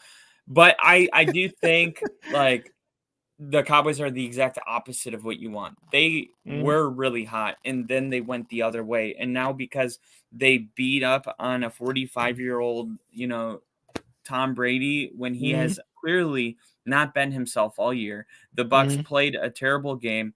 It's just, no, this doesn't do anything for me. There's a lot of really good teams, and all you can do is beat who your opponent is. I'm not punishing them, but there's just other teams that I think are better, and there's just quite a few of them. What'd you say? Dak Prescott. He leads the league in interceptions, and he played almost half the season. That's true. Mike McCarthy, not a great coach, rode the back of Aaron Rodgers for all those years, and now he's going to come out here and be this coach. And when everything's going good, it's great. And that is undeniable. When things are going great for Cowboys, it is really easy to slip them right back up and just and forget about all this stuff. Their dysfunctional relationship type stuff. I'm not going to do that. I'm going to remember how I felt when the Cowboys couldn't get a first down against the Commanders 1 week ago. So you're probably going to be real mad at me later. My number 7 is number 1. I have the boys. The boys on Sunday night all night. I got the Jaguars sitting at number 7. Look, the Jaguars had a great comeback. Trevor Lawrence showed a lot of poison coming back after throwing 4 interceptions in that first quarter. But kind of like what we talked about with Kirk Cousins and the defense and him getting blown out some games, him having to come back, or just the team having to come back from large deficits. This isn't sustainable. The Vikings had a lot of things go their way this season for them to get that NFC North crown, and good for them. They had a really good season. They were able to come back from a lot of these things. But for the Jaguars, 4 interceptions in the first half from Trevor Lawrence, not a sustainable way to kind of move forward in the playoffs. So they got the win. Duval, absolutely great for them. I'm glad they got a win. First playoff win since 2016 for the Jaguars, and they're looking promising for the future. But they're going to be my number 7 just because of how they played that first half. And I just think every other team above them is better. I think the Jaguars will beat the Giants right now, but right now the Jaguars are going to be my number 7 team. Number 6 is Sorry, I was still absorbing everything you said because no, those are a lot of good points, hard to argue that. And I'll be able to rebuttal it very, very, very shortly. So what number are we on? Number 6? Number 6. So I think I know who Kyle has, but I'm going to go with my number 6. Kyle's about to get so angry with me. I've got the Bengals at number 6. Outside the top 5. I'm not mad. Bengals number 6. I'm not mad. I'm just disappointed. Number 6. Bengals at number 6. How many games have they won in a row? Do you actually know the number? I don't. I think it's like 8 in a row. I think them and the Bengals have won, or them and the Bills have won 8 in a row, something like that. But Bengals number 6 for me, outside the top 5. They struggled against the Ravens team with barely any offensive weapons. 9 in a row. 9 in a row. Okay. The Punish Bengals and Joe Burrow, punish them. Punish them. 9 in a row, drop them. 10 in a row, drop them. 11 in a row? Look at bring them up a little bit. You're killing me. This is hard. I'm killing Bill too. He's like, what? No respect. The Bengals are so disrespected. All they the always time. are. They always are. You're right. And I'm not going to I'm not going to be short of it either, because I think they should have played a lot better in this game against the Ravens. Again, the Ravens defense is good, but Joe Burrow should be better, man. He should be better than 17 points. He should be better than having the defense win the game for better him. Than Josh Allen. Barely. I don't see the Bills in this spot. Barely. Josh Allen threw terrible interceptions. We didn't see any of that from Joe Burrow. I'd rather my guy have only 200 yards than 310, and he threw 3 bad picks. And yeah, but I'd rather have 3 touchdowns too, knowing not if you don't need they needed them. They needed them. They won on a defensive touchdown. How are you going to tell me they didn't need them? That's what I was saying. Touchdown. They were playing with the lead. I'm convinced if the Ravens scored on that possession, the Bengals would have scored on their next drive. I'm completely convinced of that. But what happened in the game? It's called playing with the lead. What happened in the game? What happened in the game? They kept their lead and won. Exactly. Because of their defense. Because of their defense. Yeah. So Joe Burrow's better than this. What wins championships? What wins championships? In this day and age, the quarterback. No. Yes. Look at the numbers. The numbers don't even back that up. Look how good Kansas City was with Patrick Mahomes when they went in to play Tampa Bay and got completely wrecked by Tampa Bay's defense. The record-breaking offense that Manning had when he played the Legion of Boom in Seattle, 43-8. You can have a great offense, but when you go up against a great defense, that's why they say defense wins championships, is because your offense is only as good as how great the defense you're playing is. The Bengals defense is really underrated, and that's something I don't think people are considering. A lot of it's about Joe Burrow, T. Higgins, Jamar Chase. It's like, no. What about their defense, though? Because if their defense can force 4 turnovers in one half. The conversation of the NFL, of the NFL has switched over from defense to offense. If you do not have a quarterback and you have a good defense, guess what? You're the Baltimore Ravens. But they have out of the play. They do, but did he play? Yeah. Tyler Huntley played. To me, I thought you were talking about the Bengals. No. The Ravens. If you have a good defense and no quarterback, guess what? You are the Ravens. Guess what? You're the 2018 Bears. High hopes, 0 offensive output. So you can't be totally dead. But I would make an argument that Joe Burrow's not Rex Grossman or these other guys you're painting him out. Absolutely. What I'm saying is because he's not these guys, because the NFL is now an offensive-driven league, you got to score more points than this, Joe. Come on, man. You've been in the Super Bowl. And look, what we talked about earlier, does he need more than 300 yards? No, but he needs to be able to get these guys down the field in order to give Joe Mixon a touchdown, in order to be able to throw a touchdown to Hurst, a 5-yard touchdown to Hurst. We know he can make these big throws to T. Higgins, Jamar Chase, but if that's all he's got, man, and he can't drive his team down the field and you're banking on your defense, that's not a good formula, I think. Right? That's kind of why I have them at 6. Now I get that's controversial, or not 6, but no, yeah, 6. But I expected more from them against this Ravens team, and 17 points wasn't it. So I'm just going to assume if you have the Bills anywhere between 1 and 4, that you're predicting the Bills destroy the Bengals. Who do you have at number 6, Kyle? I have the Jaguars. The Jaguars, all right. I got the Jaguars at number 6, and the reason the Jaguars are in front of the Cowboys is because there are certain things that matter a lot, and you just said franchise quarterback is really important. And I think that and that's why I have the Bengals high. But the Jaguars have, I believe, I can't.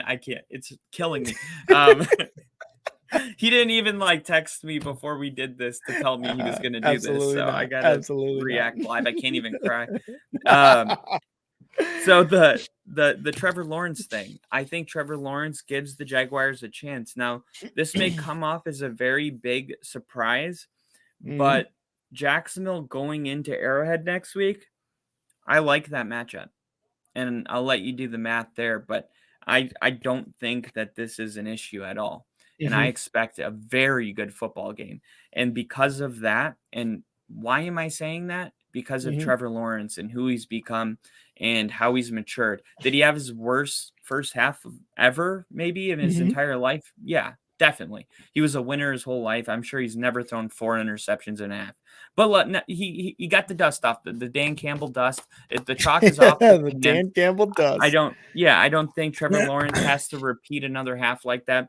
And more importantly, Kansas City's defense ranked 22 in their passing game, their running games, middle of the pack. They don't have a great defense. So I think that there's going to be opportunities for no, I'm not talking about that game. I think that Trevor Lawrence is going to be able to have a better game even next week than he had this week.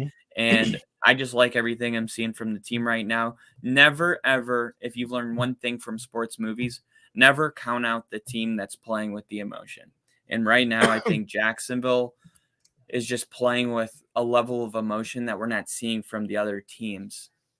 Yeah, and like we talked about earlier, the Doug Peterson thing, moving on from old stinky fingers, like you like to call them, it's a great story that they're coming into this season not looking great at first, but winning the division at the end of it and now winning a playoff game. So 6-7 for the Jaguars, 6 for you, 7 for me, not bad. At number 5, Kyle, who do you have number 5 right now? At number 5, I have the Chiefs. Interesting decision. But not totally crazy. So obviously they didn't play a game. You can really only go off week 18, the last 2 games, maybe any news, but like that's about it. Yeah, I mean, I could do a really quick explanation. So the Chiefs have Patrick Mahomes, and that means the Chiefs are going to be a top 5 team for the next decade, right? So Chiefs will always be in that range, but what's really going to take the Chiefs from that to 1 and 2, you got to do the things that 1 and 2 are doing, like being the number 1 points per game and the number 1 defense per game. There's only one team doing that. That the fact that recipe is even possible, that there could be a team built of that concoction where they have that. I mean, that it is a recipe for lopsided games. The Chiefs don't have it. The Chiefs have Patrick Mahomes. So yeah, you're always going to be scared if he touches the ball last, or if they get up by a touchdown and you only have 22 seconds, then that's enough time for him to drive down. All of that is valid. And Patrick Mahomes is the best quarterback in the world.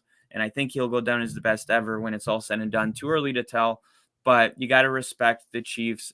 Tough place to play in Arrowhead, but I do think the Chiefs, they have weaknesses, and it's easy to forget about those when you're glamoring over Patrick Mahomes' no-look sidearm snake eyes passes.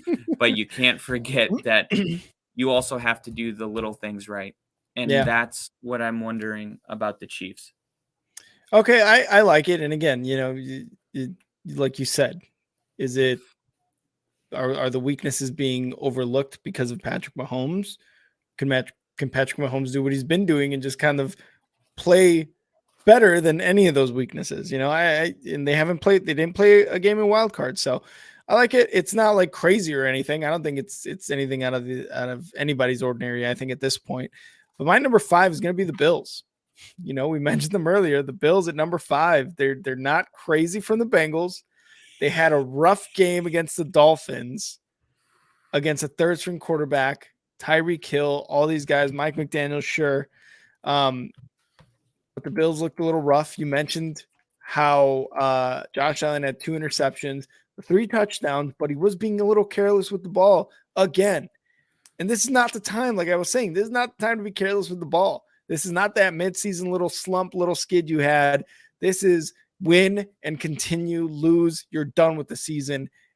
And the Bills and Josh Allen, specifically playing a little careless. The defense gave up 31 points to the Dolphins.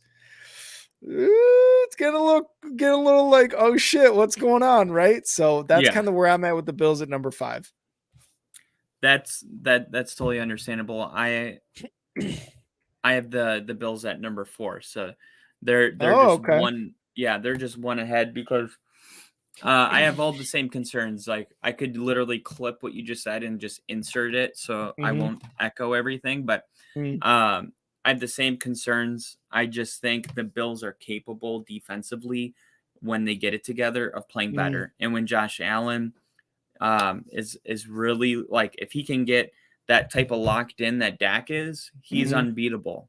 So I do like the Bills just as a team.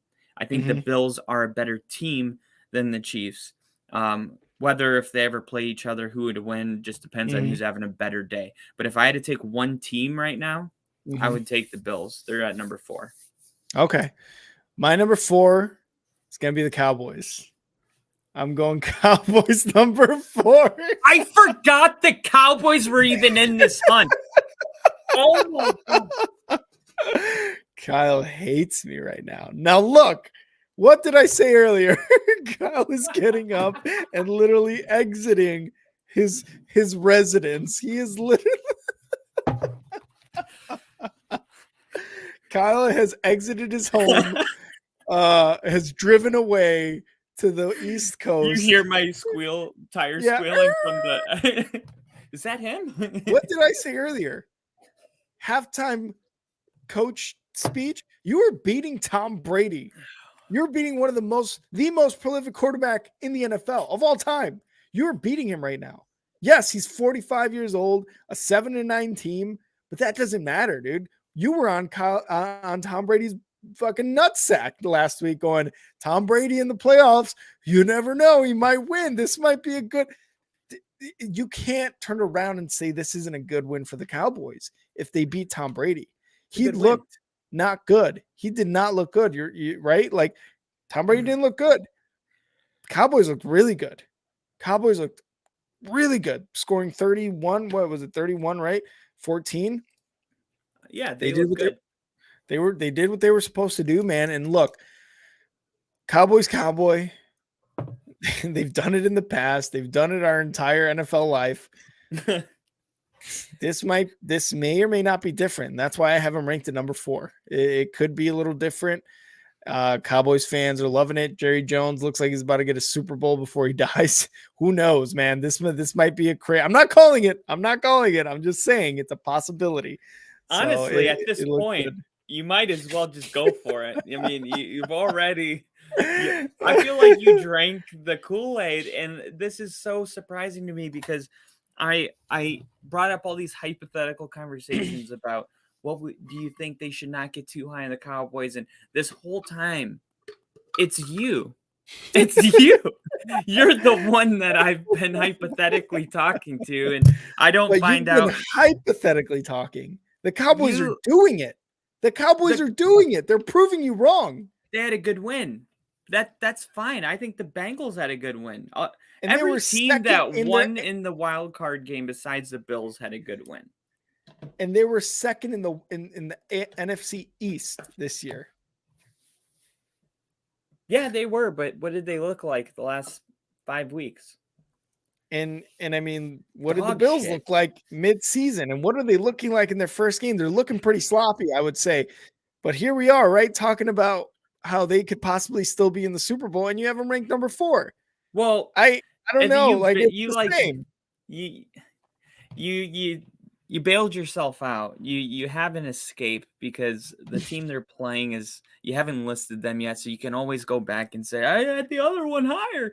But this is no doubt really high. It's so high that I expect almost anything to happen. So my next team, this is my number 3, is the Bengals. I have the Bengals at number 3 as the only team in my opinion, that didn't do anything worth like complaining about. I mean, you had your complaints, so but you look at the other games and the Bills. It was like, whoa, what happened to the Bills? The Jags down 27. The Giants, nothing, no complaints there, right? No complaints there. But when I look at I also don't think the Giants have the same ceiling. That this is a team that is currently the AFC reigning champions. They are the king of the AFC until somebody removes that. Whether that would be somebody, Patrick Mahomes, if he's never beaten Joe Burrow. So I have to look at that matchup. It's starting to matter. It's starting to matter that every time the Bengals and Chiefs play, it's the Bengals that win. There comes a point where it's not a fluke anymore. Joe Burrow is just he's up to the challenge. It's almost like, the Cowboys play underneath their competition. It seems like Joe Burrow always rises above the occasion. And I think he always does whatever is required. He goes here. So if it's beating the Chiefs by 3, he'll do it. And if it's beating the Ravens by 7, he'll do it. And you don't like that because you want to see that bigger margin. But you look at all the playoff games that the Bengals have played, and all they do is rise above the occasion every week. They don't smack anybody. They don't just, whoa. And I know that's what you want. But honestly, it's when it happens for such a pattern, you just get used to it and you get comfortable. You start getting more comfortable with the 3-point lead in the third quarter. If you're a Bengals fan, you're like, this is how we win. The game is close, and then Joe Burrow wins it for us when it matters the most. And the Bengals, their defense, underrated. When they played that Tom Brady that you were talking about, they forced him to do 4 turnovers in one half of football. They got pretty good special teams. No doubt they have the best receiving core in the NFL. Joe Mixon looked good, and Joe Burrow. This is, in my opinion, this is my best team in the AFC right now. Okay. I've said my piece about the Bengals, so I won't go into the Bengals. My number 3. You don't agree? No, we're not going back. Okay. You motherfucker. My number 3 for the top 8 in the playoffs are the Eagles. Eagles are my number 3. They are the number 1 seed, and they got the bye for a reason. They're the best team in the NFC. What I will say is they're number 3, and there's still one team left in the NFC. So you do the math here, right? Eagles, they've yet to play a game in the playoffs, but we said it all year long. They are great. They're built completely. They are a complete team. They look good. Now we can only go off what the regular season was, and they lost their week 18 against who was it? The Commanders. Lose. No, they won. Oh, did they win? The Eagles? Yeah. Yeah, they beat the Giants to lock up the first seed. Oh, okay. No, they lost. I'm pretty sure. That's how they got the 1 seed. Yeah, they had to win. No, the Commanders beat the Cowboys. Yep. That's the one I'm thinking about. Okay, so we can only go off what they said, but I number 1 seed in the NFC, I'm going Eagles number 3. I don't know. Do you have anything for that? I feel like you've got them next up. Yeah, I do. Eagles at 2. Eagles are like Jalen Hurts. He's already into the club. Okay. The guy is a straight up athlete. He's a physical specimen. He can run the ball for over 100 yards and a half. They can run the ball. They can throw the ball. They can tight end the ball with Goodert, who's literally, it's always been, you had George Kittle and Travis. It's really been Travis Kelce. And then you got George Kittle and Darren Waller maybe. And then they're like the rest of the NFL. Well, this year, Goodert has jumped himself into those tiers. And defensively, they can play.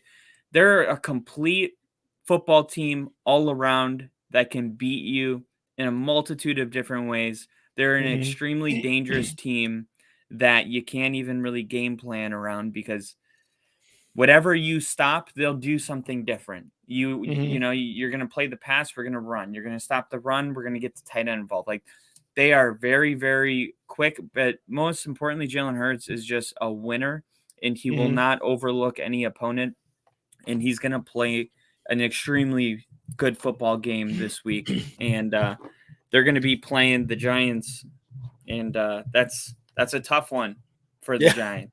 That's a tough setting. And Bill here saying we will fix that. They beat our third stringers barely. Bill taking the Giants to beat the Eagles. Yeah, there you go. See, well, also Hurts was out for a couple of weeks, and I don't think he's at 100%. We've seen the Eagles when they're firing on all cylinders. We saw they only lost one game with Jalen Hurts this year, like out of a whole year. That's a lot of wins. Yeah, that's I agree. Shit ton. that's a ton of fucking wins. My number 2 is gonna be the Chiefs. Number 1 in the AFC for a reason. Bye week for a reason. And here you are. Here's the thing. Here's the thing. Ready? You want to talk about the most disrespected team being the Bengals? What about the Chiefs? The Chiefs have been the dominant AFC team for a long time. Yes, they lost to the Bengals last year to go to the Super Bowl, but this year. Consistent. Yeah, well, hold on. Consistently dominant. How are you going to say the Bengals are the most disrespected team when you've got the Chiefs here sitting at number 5 in your rankings? Because they're the reigning champions. The Bengals are, not the Chiefs. And the Bengals played the Chiefs this year and won. Champions. They're the reigning AFC championships 1 year. How many times have the Chiefs been in the AFC championships? Joe Burrow How many his Super first Bowls year. did the Chiefs have? It was Joe Burrow's first year. Second year. No, he hurt his knee. He was out the whole year. Second year. Came back and took his team to the Super Bowl. I'll tell you right now, more AFCs championships and more Super Bowls than the Bengals. So if you're going to talk about Tom Brady's got teams, more than you want to talk about disrespected teams, the Chiefs have been the most disrespected team by you, at least by you. In the preseason, you're like, I don't know, the Chiefs may not have it, but I'm still having them winning the division, right? What did I say? The Chiefs have been winning. The Chiefs haven't lost yet. Why would I pick the Broncos or the Chargers or the Raiders to win this division? Why would I pick any AFC team over the Chiefs right now to beat the Chiefs in the AFC? Just because the Bengals are defending AFC championships? I don't care. They just scored 17 points against the Ravens. You're going to tell me that's defending AFC championship worthy right there? Because the Ravens limped into the playoffs without a starting quarterback. So most disrespected, number 2 Chiefs. As a kid that grew up moving around a lot, one thing was always a thing when you're a young kid is that there's always a bully. And you may be the biggest, there's always the biggest bully. Like the guy that was held back 4 years, there's always like that one that's no doubtedly nobody wants to fuck with that guy. Yeah. And that's all cool even if he's been the guy for 7 years. But when some dude comes in on, whatever military orders, some crazy young kid that has traveled around the world and he's way bigger, right? All of a sudden, it doesn't really matter that this kid for the last 7 years was the big guy on campus. And it's not disrespectful to say there's a bigger kid on the campus now. And but it's not facts. It is as of right now. Literally not. This is the one argument facts. You literally can't make because since Joe Burrow has been the starting quarterback for the Bengals after his injury, he's taken his team to the Super Bowl, which included going to Arrowhead and beating the Chiefs. And then he, right then in that moment, was the biggest guy on campus. That's not disrespectful. It's a fact. When Mahomes went home and Joe Burrow had to hop on a flight because he's going to the Super Bowl, that was the moment that he became the bigger guy. That's why the NFL was like, hey, that's a good matchup. Let's do it again in the regular season. They do it again. And guess what? Mahomes goes back to Arrowhead again with a loss, and Joe Burrow won. And now you're like, that's disrespectful to the Chiefs. They've been to the AFC Championship game 4 times. But has he ever beaten Joe Burrow? We have to check that box in order for you to – I could see you saying the Chiefs obviously are good, but how could I be disrespecting a team that's never beaten Joe Burrow? He has to do it once, right? How can he So not ever do it? You want him to beat a guy he's seen once in the playoffs. You were saying one time in the playoffs and the regular season. Okay, regular season for sure. Stakes aren't high in the regular season. You want me to say this is like, I feel like you're talking Burrow, Mahomes, like Brady and Manning right now. Yes, they've met absolutely. once in the playoffs. They've met once in the playoffs, and you're going to tell me right now he's the biggest guy? Bullshit. One Super Bowl, 2 AFC championships for Mahomes, 1 AFC championship, 1 Super Bowl loss for Burrow right now. So who's really the biggest guy in the room? Not Burrow, just because he's defending champions and he's beaten Mahomes once in the playoffs. That is nowhere near what you're trying to make this out to be. This isn't this big thing yet. We got to go for the rest of the decade to see how this matchup actually goes. 1-0 is not he can't beat Burrow in the playoffs. No, come on. That's BS. We know that's bullshit, dude. You can't make this into this large thing just because he beats him in the regular season as well. The regular season isn't the playoffs. That's the playoffs is when it matters. Sure, in the future, we're going to be talking about all the times that they've played regular season playoffs. But the biggest guy in the room right now in the AFC is the Chiefs, and you can't convince me otherwise. You really can't. The stats also back up Joe Burrow too. When you look at the most recent seasons, like if you look at their completion percentage throughout their career, Joe Burrow is 68.2% to Mahomes 66.3%. And wait, Mahomes how much? What is that again? 68.2 Joe Burrow's completion percentage to Mahomes 66.3. How many more years does Mahomes have on Burrow? You don't think Joe Burrow is going to continue to get better? You think he's going to digress? Well, we're talking about stats right now, right? How many more years? How many more completions? How many more touchdowns? How many more playoffs? How many more everything does Mahomes have over Burrow? That's why I could only use that stat, is because he's been in the league longer. It wouldn't be fair. Well, you can't bring up any stats in favor of Joe Burrow and be like he's better than Mahomes. Mahomes has been in the league 2 more years, 2 full seasons longer than Burrow. And so in your opinion, if Joe Burrow and Mahomes played again, I'm just going off of your philosophy, Joe Burrow could beat Mahomes again in the AFC Championship game, and it doesn't matter to you. No, I'm not saying it doesn't matter. I'm saying we have to look at this over a period of time. That's like it's honestly. But why? We don't do that with sports. Dallas just beat Tampa, and you threw him to 4. We just. What were we talking about? Tom Brady going into this matchup against the Cowboys. He is undefeated against the Cowboys.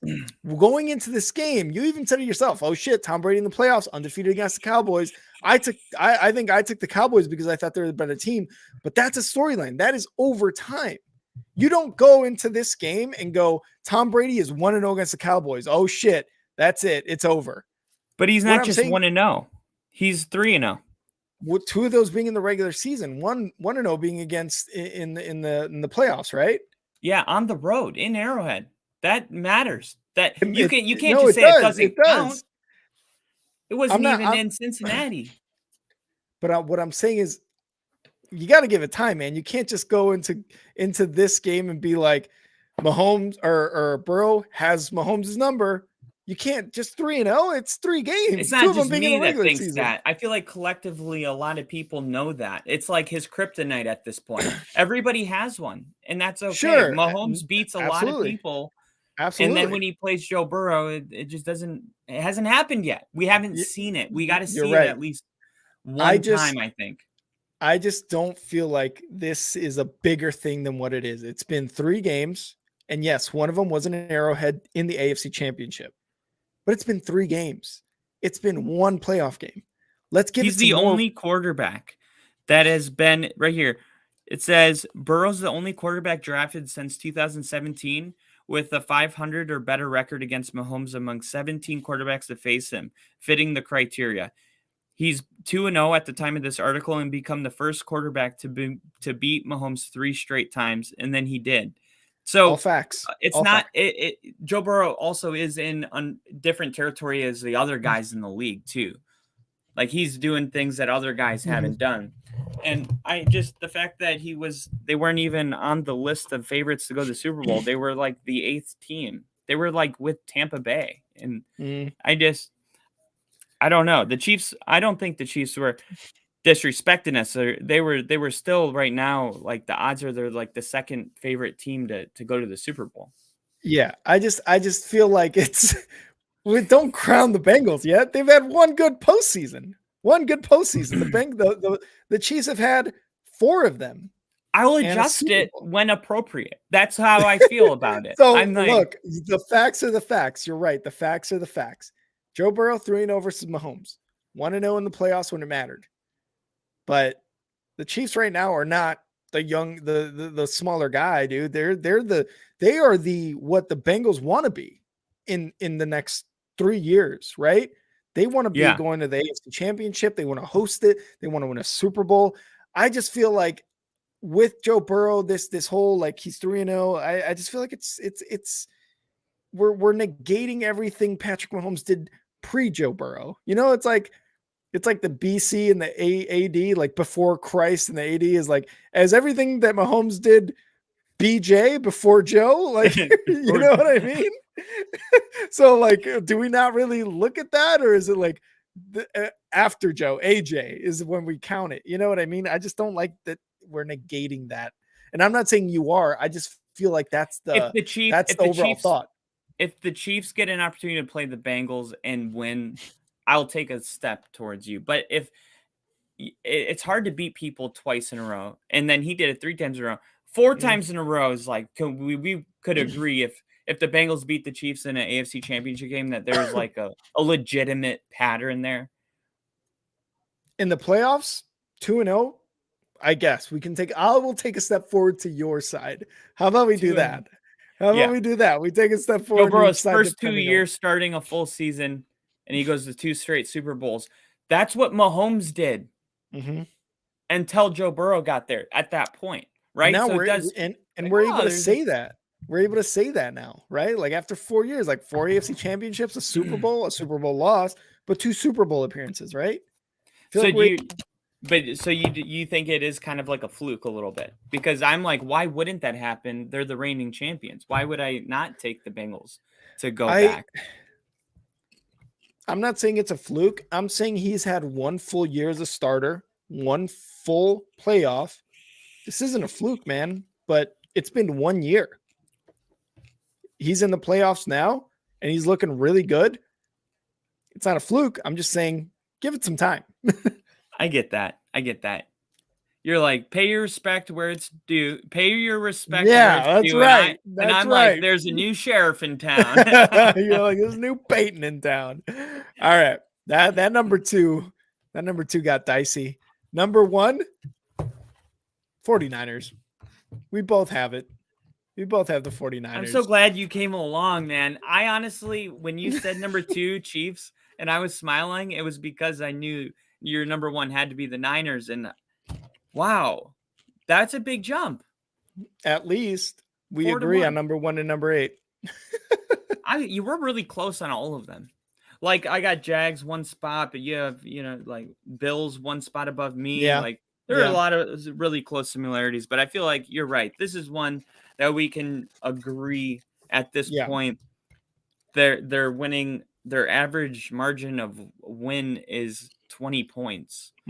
Like that's crazy. That's 3 possessions. So the 49ers don't play close games. It would be nice to see how Brock Purdy handles a close game. And then when his defense finally had a bad day at the office, we saw in Las Vegas and with the Raiders. And we all liked what we saw. Purdy went back and forth and won the game. So I trust the guy to win in close games. I don't know if he'll be in one this week, but what's there not to like? No, exactly. We could talk about the things we like. A shorter conversation is what is there not to like? Very little, I think. I mean, the first half was probably a little scary. Brock Purdy wasn't making great throws, but then he improved, and that's really the only thing not to like is that's kind of it. His first playoff game started off a little dicey. unproven in the playoffs, but he's got a really good win against the Seattle Seahawks, which isn't necessarily like almost like a measuring stick game like you've said, but it's a playoff win under his belt already. 6-0 under him, 11 wins in a row. There's, like you said, we could go on for as long as we did on the number 2 Chiefs on how much we like the 49ers.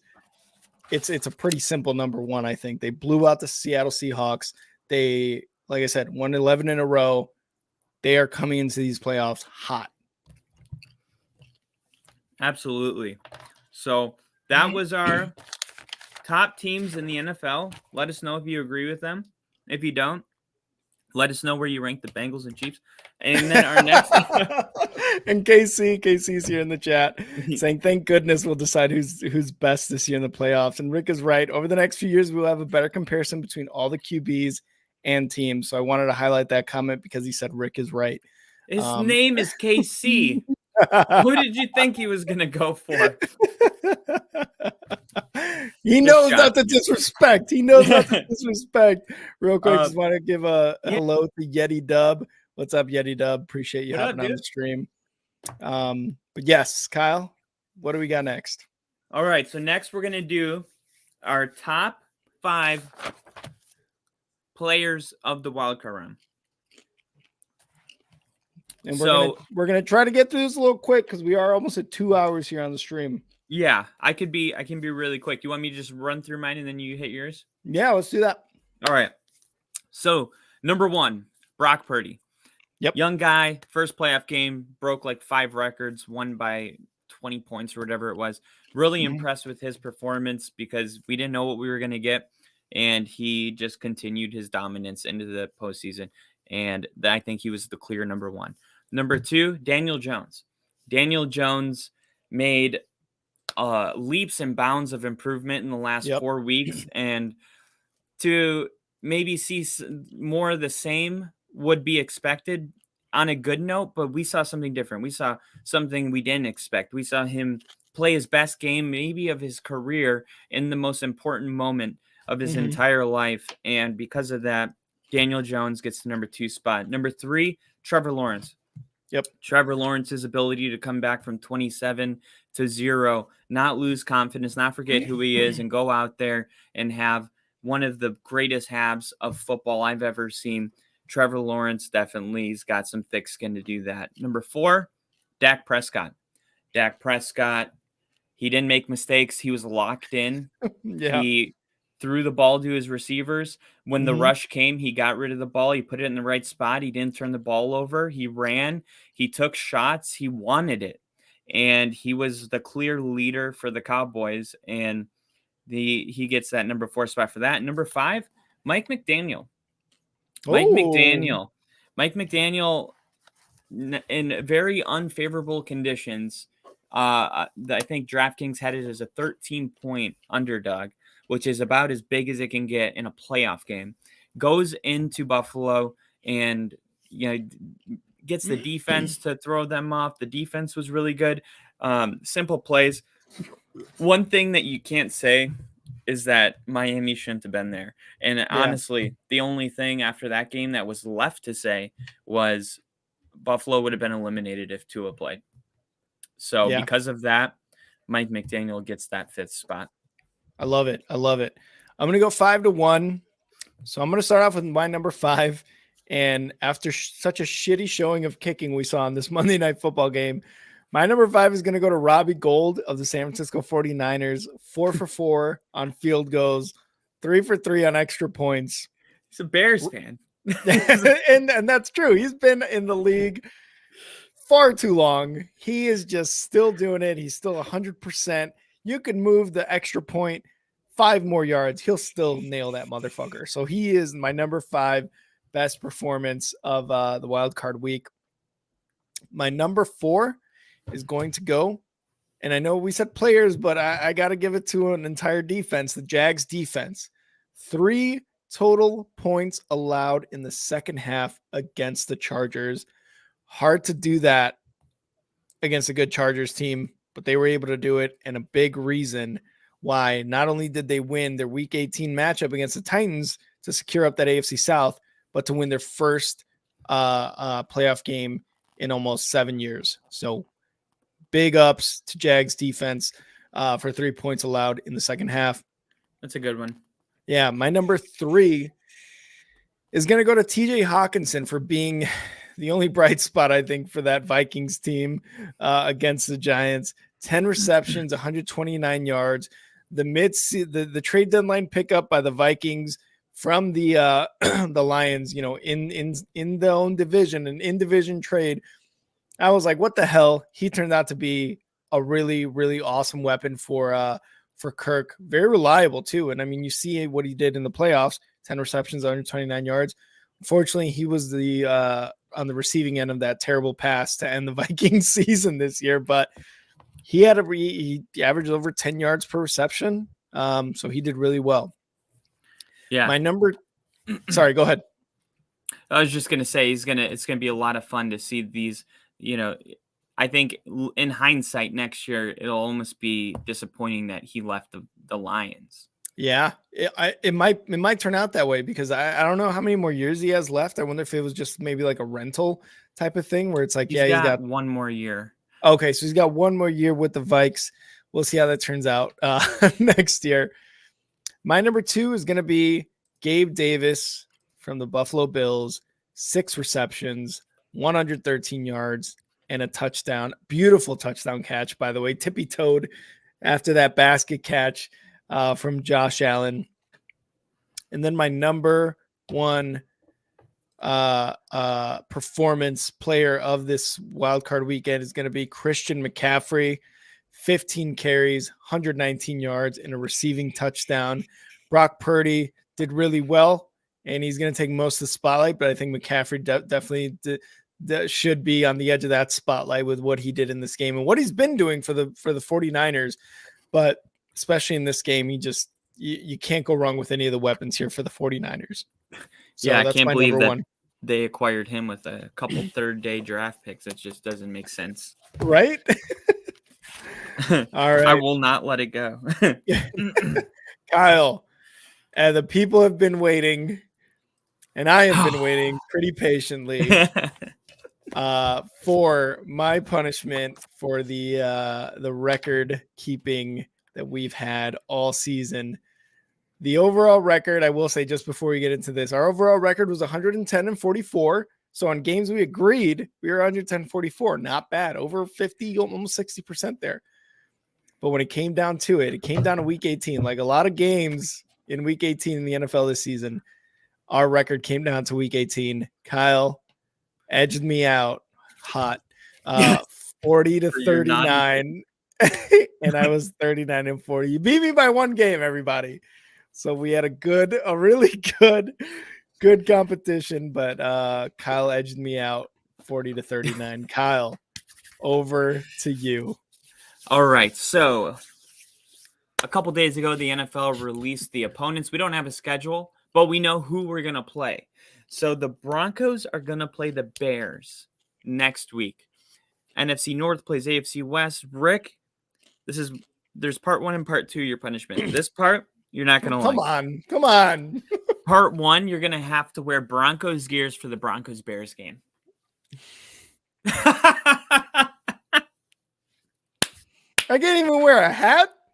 No hat. Nothing Bears. And if you're streaming the game, you can't have any Bears stuff behind you. No Bears flags. God. Like you got to turn the camera. You can have the hockey and the baseball. You can do that. No affiliation with the Chicago Bears at all. You have to be like the owner of the Miami Dolphins when he wasn't allowed to even be on the premise for talking to Tom Brady. That's how this game has to be. This is what I get for putting the Chiefs at number 2. Now I know. And this one you're going to not like more. Next year, I got a feeling. For both of the Packers-Bears games, it's on its way. You will be on camera live streaming the game wearing this. Fuck you, dude.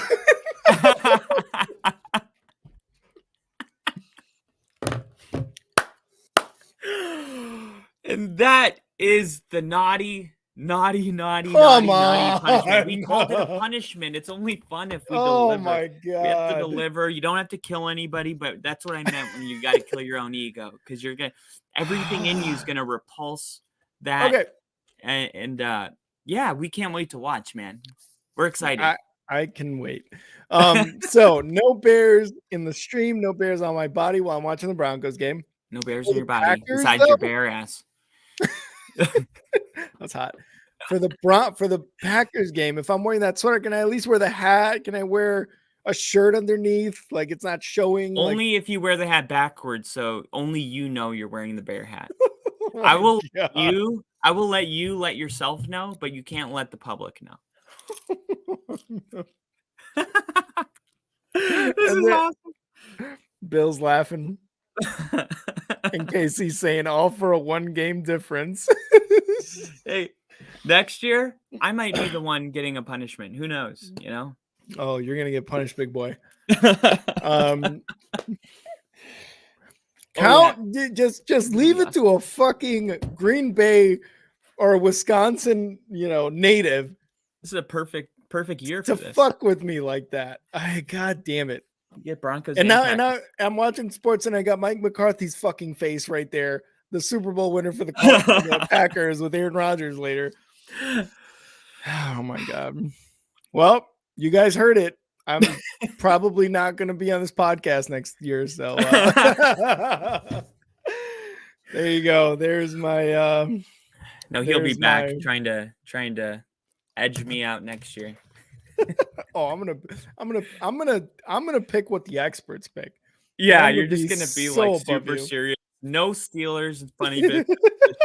And the Steelers will actually win the North next year. Yeah. Oh, Casey's saying revenge is best served cold. Oh my God, he's doing it. He's definitely doing it cold. All right, Kyle. Well, you bent me over and you fucked me, so that's cool. I can sleep now. I can sleep now. This is what I get for picking the Chiefs at number 2. Anyway, yeah, things would have been a lot smoother if you would have just gone with the Bengals. Well, thank you guys for joining us on this episode. Another 2-hour episode for you guys. Hopefully, you guys enjoyed all the content. Hopefully, you guys were with us during the stream of the Monday Night Football and the Super Wildcard weekend. But we hope you guys enjoyed it. As always, you can find me at And Now Rick on Twitter. Kyle, where are you going to find you? You can find me at FTBLONLY podcast, all caps. And yeah, follow and I'll follow back. Since this crew, I'll follow back. When we get bigger, I might not put that out there. I may not do this. I don't want to follow 100,000 people. Like, who are you? No promises. We're gonna make sure to put a little asterisk at the bottom. May not actually follow. That would be hilarious. That would be hilarious. Because you're just like brutally honest for no reason, like things you don't need to say. Not even brutally honest, you're just being brutal. And you could follow the Star 6 Media page on Twitter at _Star 6 Media. And you can follow us at Star 6 Media on Instagram, YouTube, TikTok, Twitch, and Facebook.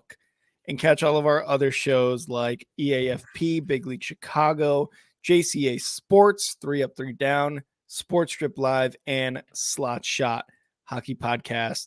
So definitely follow us. And we will see you guys next time. Bill, appreciate the compliments. Y'all are the best. I appreciate that. KC, it's also been a pleasure on our end, my friend. Appreciate that. So thank you guys for tuning in, and subscribe, like, and share this podcast and the live streams with all your friends.